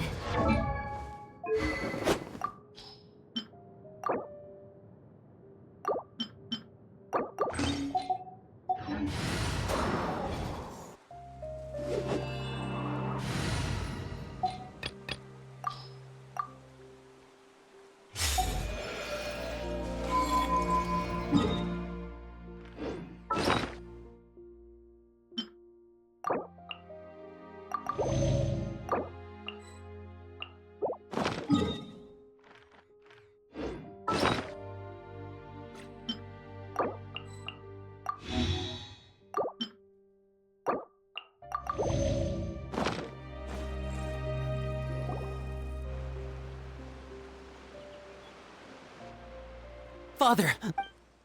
Out of my way. Father! You chose to conceal a threat to the house. And for that, overall, By trick. Father, let me explain. We did... faults. Yes, Father. Secret Midnight, Nantoi, Sato, Filial was the worst of them all. I did not. You're. It's not like I'm the... We're birds. You little. You just want me gone, don't you? What did I ever do to you? And you, Sheplo. You're wrong, Filial. We don't want you to... Liar. We all live a single betrayal. That's why the House of the Hearth... You've been... Filial, I owe you both my life. If this were... Why? That's enough, Filial. I'm sorry, Sheplo. Fault, we... Sheplo, according to the rules, All those who betray the house... and so it shall be.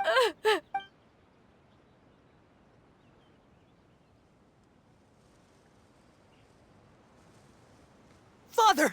Please, wait! Something you want to... Please, we all come from... But the truth is, none of us know what a real home should... I'm not saying... So please, Father... I agree with Linny. Father, please. Linny... I also agree with An order, however. Our weapon? Father, are you referring to a... Precisely. However, resolving disputes with a duel is also one of our rules, one that also applies to me. Demonstrate a Impossible.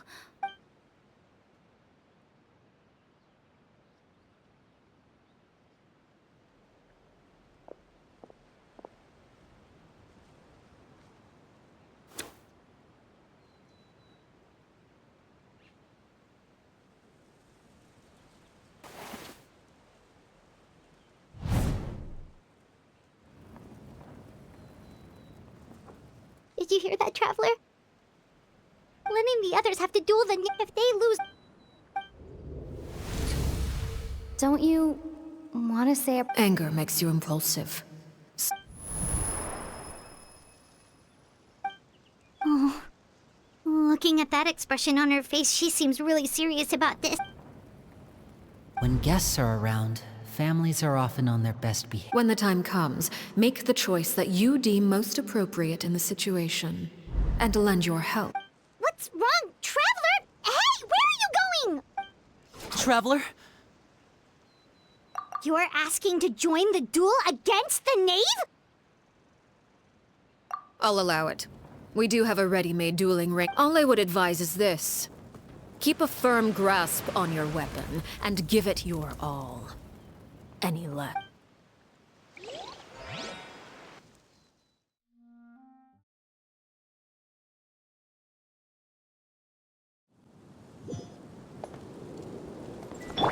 Ready? Is it my turn now? Wind, hear me!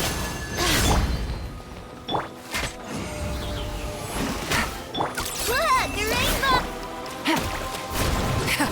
Gotcha! Is it my Now's our chance!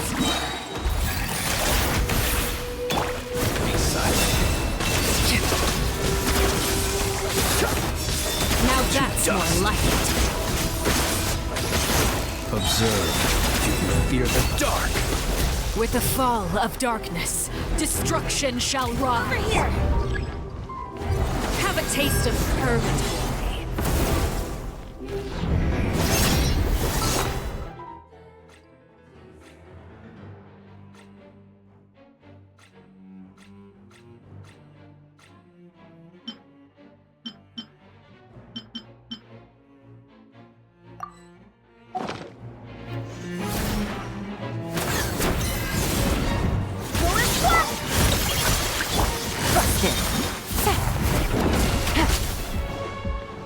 Get in gear!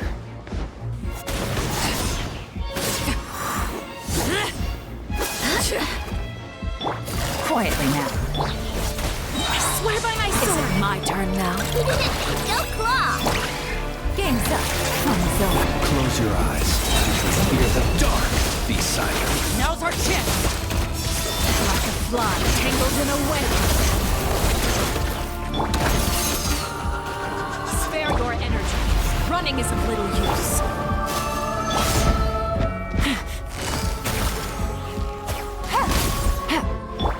Observe. Not bad. Hang in there! Proving to be a worthy opponent. Go and fly! Spare your energy. Running is of little use.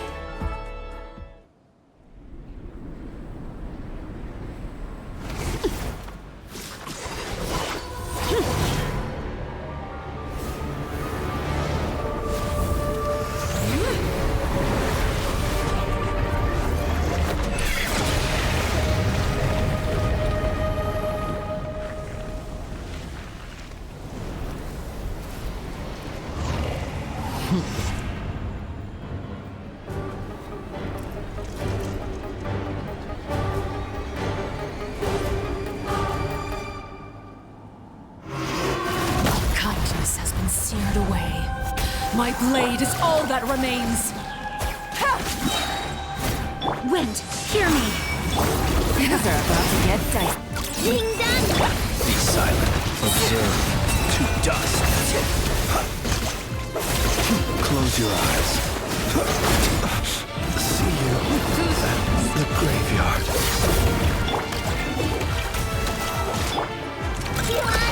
Gotcha! Now's our chance!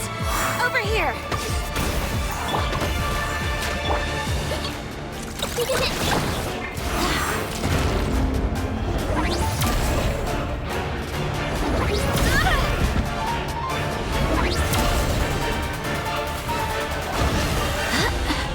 Watch out for Father's movements! Look out!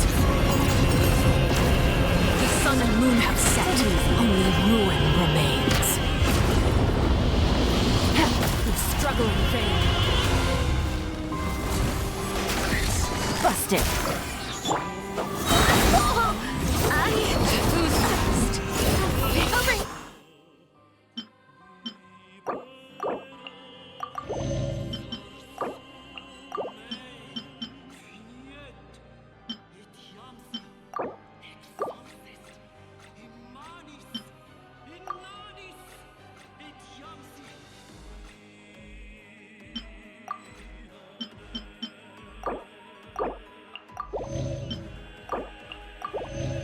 Here!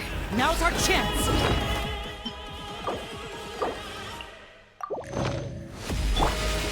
Game's up. Thumbs over.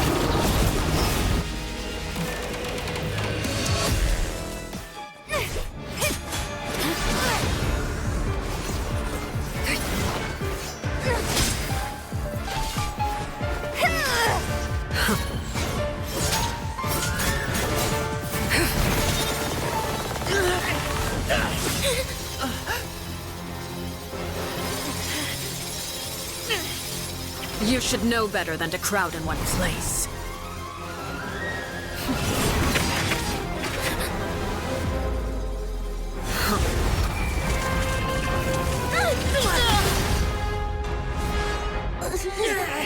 Oh, I know. No! I'm sorry, Father!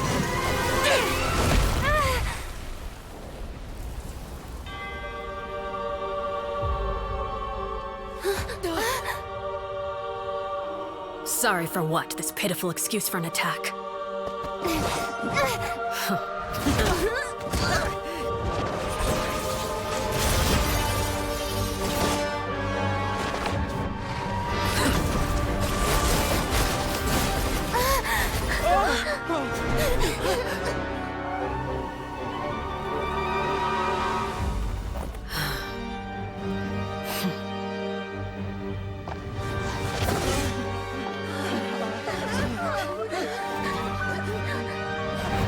Father, no!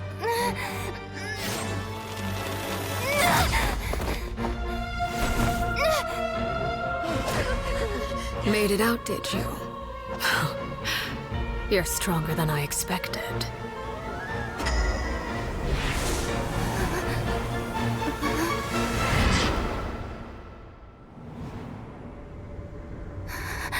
A crimson moon. I can't move.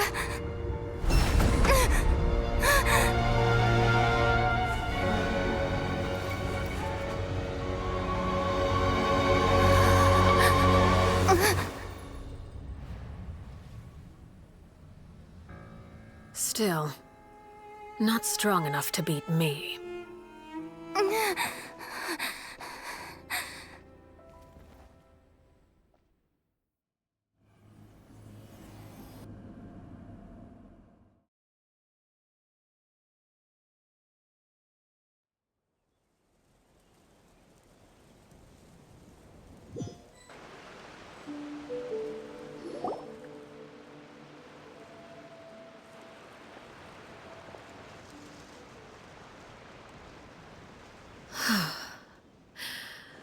I believe we can end things here. It's not often that we get to enjoy the company of guests, after all. We wouldn't want things to get too out of hand. Brother, are you all right?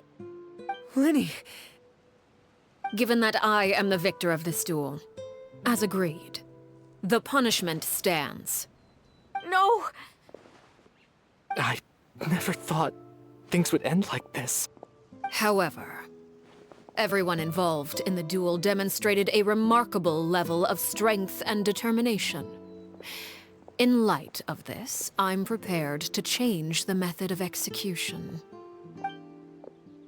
Elwar, the bottled flames I gave you for safekeeping. Do you still have them? Yes? I wasn't sure what they were for, but I've kept them super safe. I didn't lose a single one. Wonderful. Then, in just a moment, I'll have you administer them. Bottled flames? Indeed. They're the product of a secret experiment. Under certain special circumstances, flames can be extracted from my person and preserved. Once ingested, searing pain will spread across every inch of your body. No harm will come to you physically, but your memories will be burned away. If you can withstand the pain.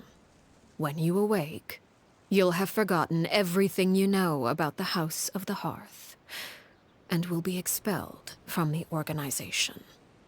In other words, administering this concoction will kill the version of you that grew up in the house, and give you a new identity.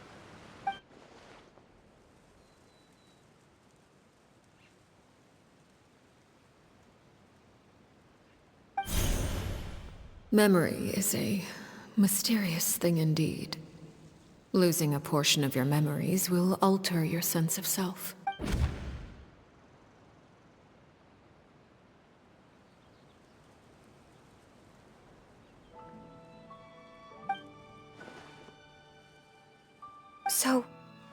You're just letting us go, Father? You misunderstand. Memories are extremely important. Once consumed by flame, the version of you standing before me will die, and our secrets will die with you. So no, I don't intend to just let you go, because the person who survives will be nothing but a stranger. Even so, I won't have to live in fear anymore. I'm sorry, Father. I'm sorry I let you down. But I really... Don't cry, Filial. You haven't left the house yet, so there are still rules to be followed, yes? Remember what I taught you.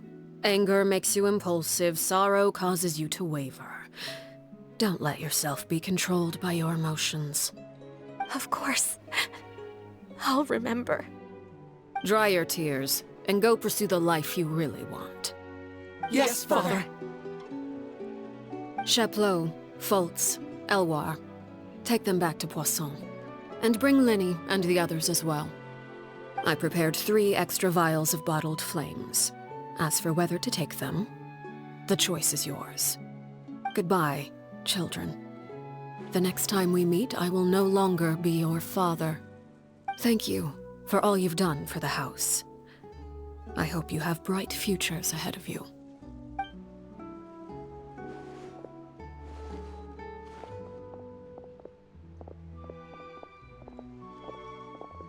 Father. Let's go.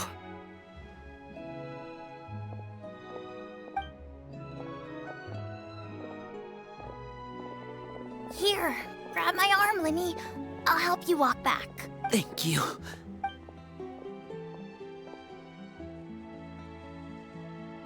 Clairvy.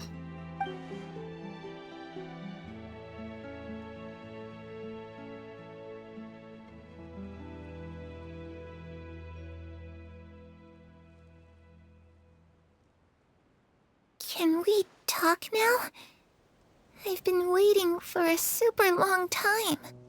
You really are Perry, aren't you? I haven't seen you in so long. How come you're all grown up? Wait, did I somehow travel to the future on accident? Or am I dreaming? What a long dream. Neither. You died, Clairvy. That's what happened. You could have at least sugarcoated it a little. Look, she's done speechless. Oh. Okay then. Huh? That's it? You accepted it just like that? Yep. If that's what Perry says happened, then I believe her. Perry wouldn't lie to me. Plus, I don't really need to know why I'm like this. I'm more curious about what happens in the future.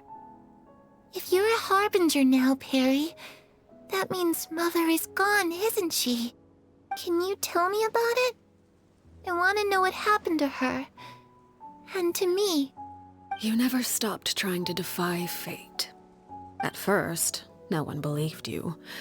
You could only vent your frustrations to the moon. In fact, you often sought comfort in the night sky. You wanted to see the aurora, so one night we promised each other we would go to Snezhnaya to see it together. Later on, you tried to run away, but you were brought back each time. Mother spared your life, but it wasn't out of kindness. Instead, she decided to make an example of you by slowly torturing you over time. That way, the other children would know what happens to traitors. Still, you never gave up. Mother hoped that through ruthless duel after ruthless duel, she would be able to crown an ultimate victor among the children she raised. But you called on everyone to unite, to fight to a draw in order to reduce casualties. Your efforts may have only delayed the inevitable, but still. You gave them hope. You tried everything you could think of, but every attempt ended in failure. Still, you never turned your sword on Crucibina, and you never turned it on me. On that gloomy day, you told me, "For the last 16 years of my life, I've done everything I can to fight for freedom, But now, I realize that the only freedom I truly possess is the freedom to choose to die. I never imagined I would say something like that. I must have been feeling really worn down. But somehow, I still think I understand. According to Mother's plan, only one of us was going to make it until the end. And I always hoped that person would be you. If I could do it all over again, I still don't think I would make a different choice. Even when I first met you, I knew you'd be able to do what I couldn't. Is that so? Even now, I'm not sure I truly understand what kind of freedom you were trying to pursue. But as the head of the House of the Hearth, and as the children's father, I've tried to give them the most basic of freedoms. The freedom to choose their own fate. It's something I discussed with the Iudex of Fontaine. The children who want to leave the house will have their memories wiped clean of all secrets pertaining to the organization. In return, they will be allowed to live a normal life in Fontaine without being prosecuted for their past. Of course, I won't simply hand freedom to them on a silver platter. They have to fight for it and prove themselves worthy of it. Only freedom that is earned has true value. That's more than enough. That's exactly the kind of life I was fighting for. You know, Perry, I think you're a pretty amazing king, and a really great father, too. I'm really happy that you're the one who took over the house. I guess I do have one regret, though. I still haven't seen the outside world. Well, it just so happens that our dear guests over here have been to many nations and traveled to countless places. Perhaps they would be willing to tell you what the outside world is like. Really? Of course! We've traveled all over the place. We've got so many stories, we could probably talk your ears off for 3 days straight!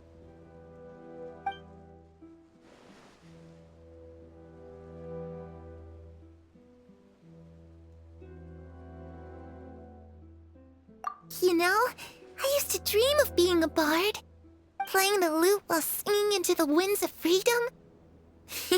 Even if there was no one there to listen, I would have continued to sing no matter what.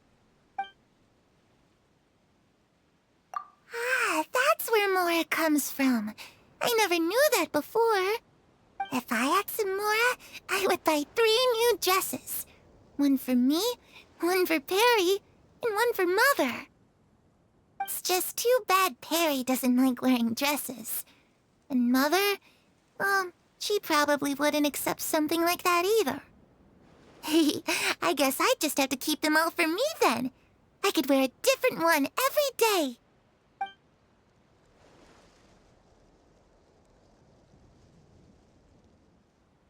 Those yokai you mentioned, what do they look like? I once saw a drawing of this one guy with horns on his head and a super scary face. Are there any yokai like that? Oh, sounds like you're talking about an Oni. Yep, we've met one, and let Paimon tell you, they're not nearly as scary as they look. I was always too afraid to skip Mother's fighting lessons. But at the academia, I bet you could do all sorts of secret things in class. Things that have nothing to do with studying. I'm just kidding. Being able to study whatever you want without having to fear for your life actually sounds pretty great.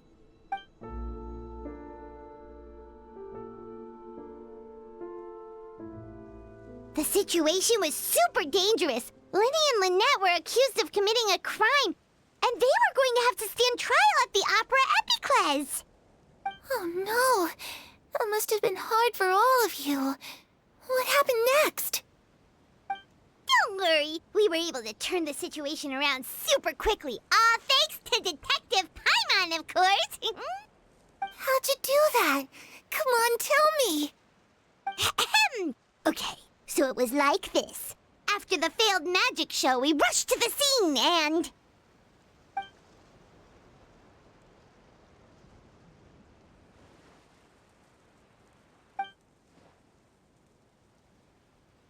Shadows don't have the capacity to learn or grow.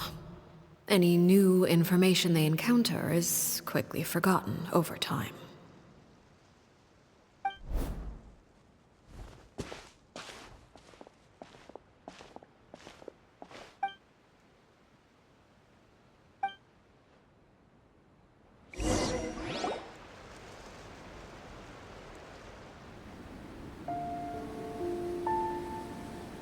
Clairvy, you've worked tirelessly from the shadows to overthrow the House of the Hearth.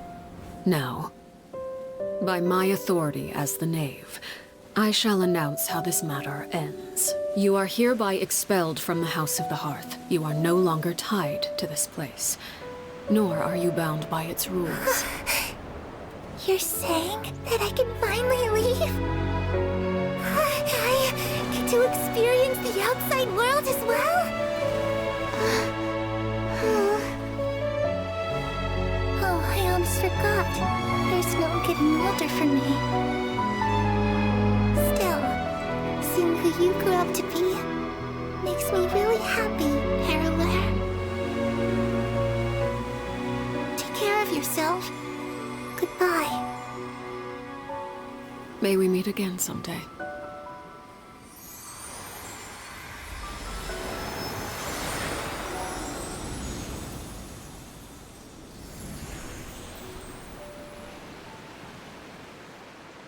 Clairvy.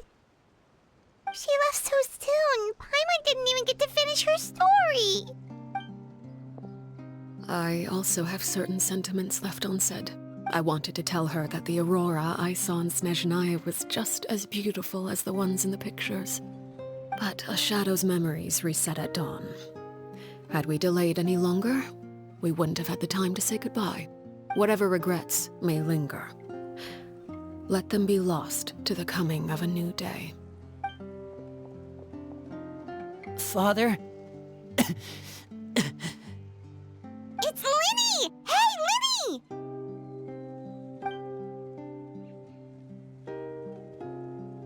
What is he doing back here? Let's go check it out.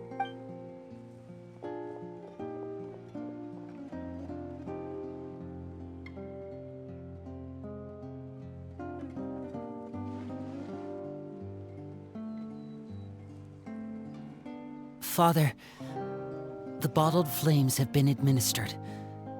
Filial and the others have left the house. And you? What have you decided?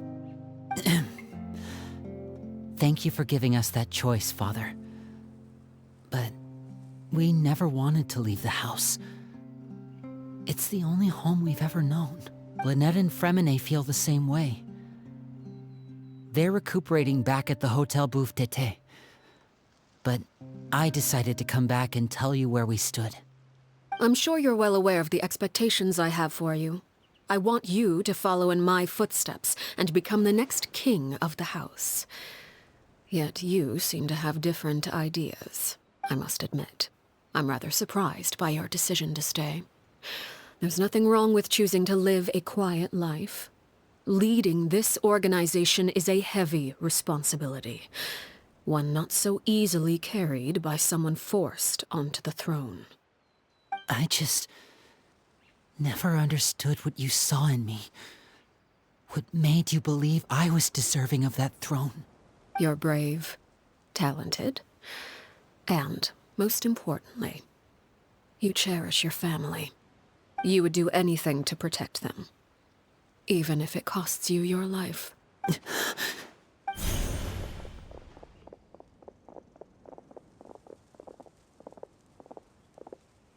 Speaking up back there was so brave of you, Linny.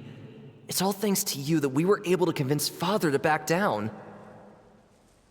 You're a hero, Linny. Hero? Father is the real hero. Had Father gone all out during the duel, there's no way I would have walked away with my life. She must have had it all planned from the beginning, from the very moment she suggested a duel. I'm not deserving of that title. I'm not strong enough or smart enough. You're wrong. In my opinion, all you need to be deserving of the throne is conviction and the necessary strength to act on it. We may have different ideas of what it means to be a family, but you can hardly be said to lack conviction. What you truly lack is strength. For someone of your talent, though, that's something that will come with time. Even without that strength, you still chose to face me in a duel, even though the odds were stacked against you. That capacity to honor your convictions is what I truly see in you. Father. No one knows what the future holds, what tragedy or triumph may be in store. Being at the head of this organization requires the strength of will to face whatever comes. Caution will only hold you back. If reaching a certain standard were required to go after what you want, I would never have succeeded in killing my predecessor. Back then, there was still a considerable gap between our abilities. Strength may decide the ultimate victor, but those who let a lack of strength dictate their decisions or undermine their convictions will never be worthy of the throne. I understand, Father. Thank you. Children must grow up to surpass their parents. Only then can a family continue to flourish. The road ahead is not an easy one, so I'll ask you one last time. Are you certain you want to stay? You've done so much for me, Father, and that kindness must be repaid.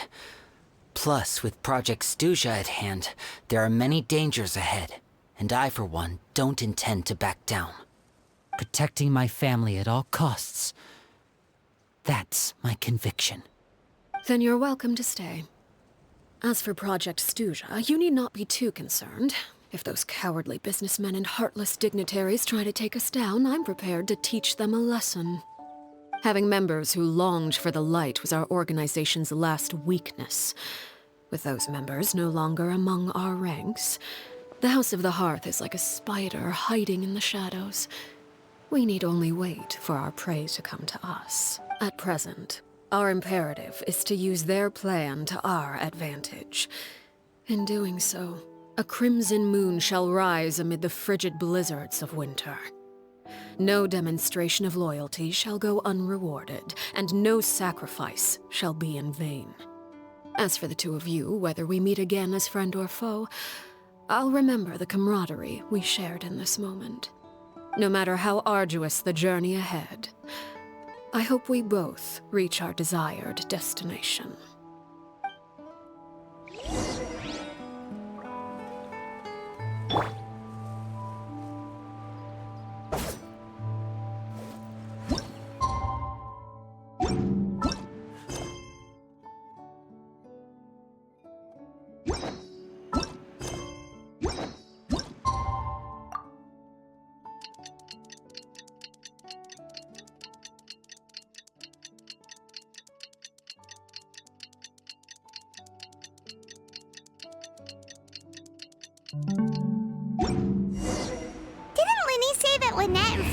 Recovering at the Hotel Bouffe d'été?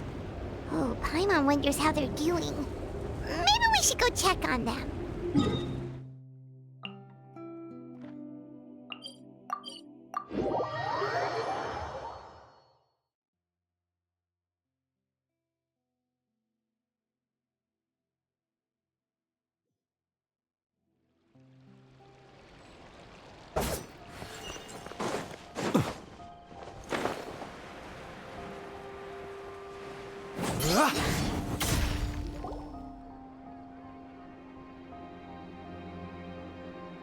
Lynette? Fremine? How are you feeling? Much better. Whew, what a relief! What about you? Are you feeling all right? I knew you'd come out unscathed. Us, on the other hand, well, we've been bedridden for 2 days. I couldn't even turn over.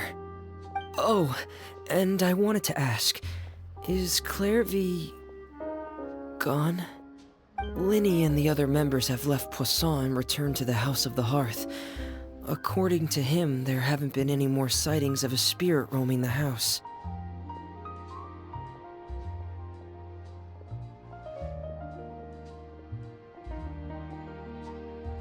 I see. I'm glad. Father came to check up on us 2 days ago and told us about what happened with Crusabina and Clairvy. Actually, I've met Crusabina before. Wait, what? You've met the former Knave? Crusabina died a year after Clairvy. It was during the year between their deaths that I joined the House of the Hearth. Crusabina had an extremely cruel and radical way of doing things. While she was alive, the atmosphere in the house was suffocating. When I joined, though, the experiment she valued so much had already come to an end, and all the people involved, dead and injured alike, were gone. Crusabina never talked about the past with us newcomers. A couple of months after I joined, Father killed Crusabina and burned all her files. With that, the names of all the people subjected to her experiments, Clairvy included, were lost to the flames, along with the painful memories they represented. Father took in Lenny and me a couple months after that, but she never mentioned anything about Crusabina or Clairvy. It really seems like something she was planning to keep to herself. The last time you talked to her, did she mention why she kept it a secret for so long? She said she didn't want us to be affected by the darkness of the past. She was worried we'd develop a false sense of gratitude towards her if we knew about it.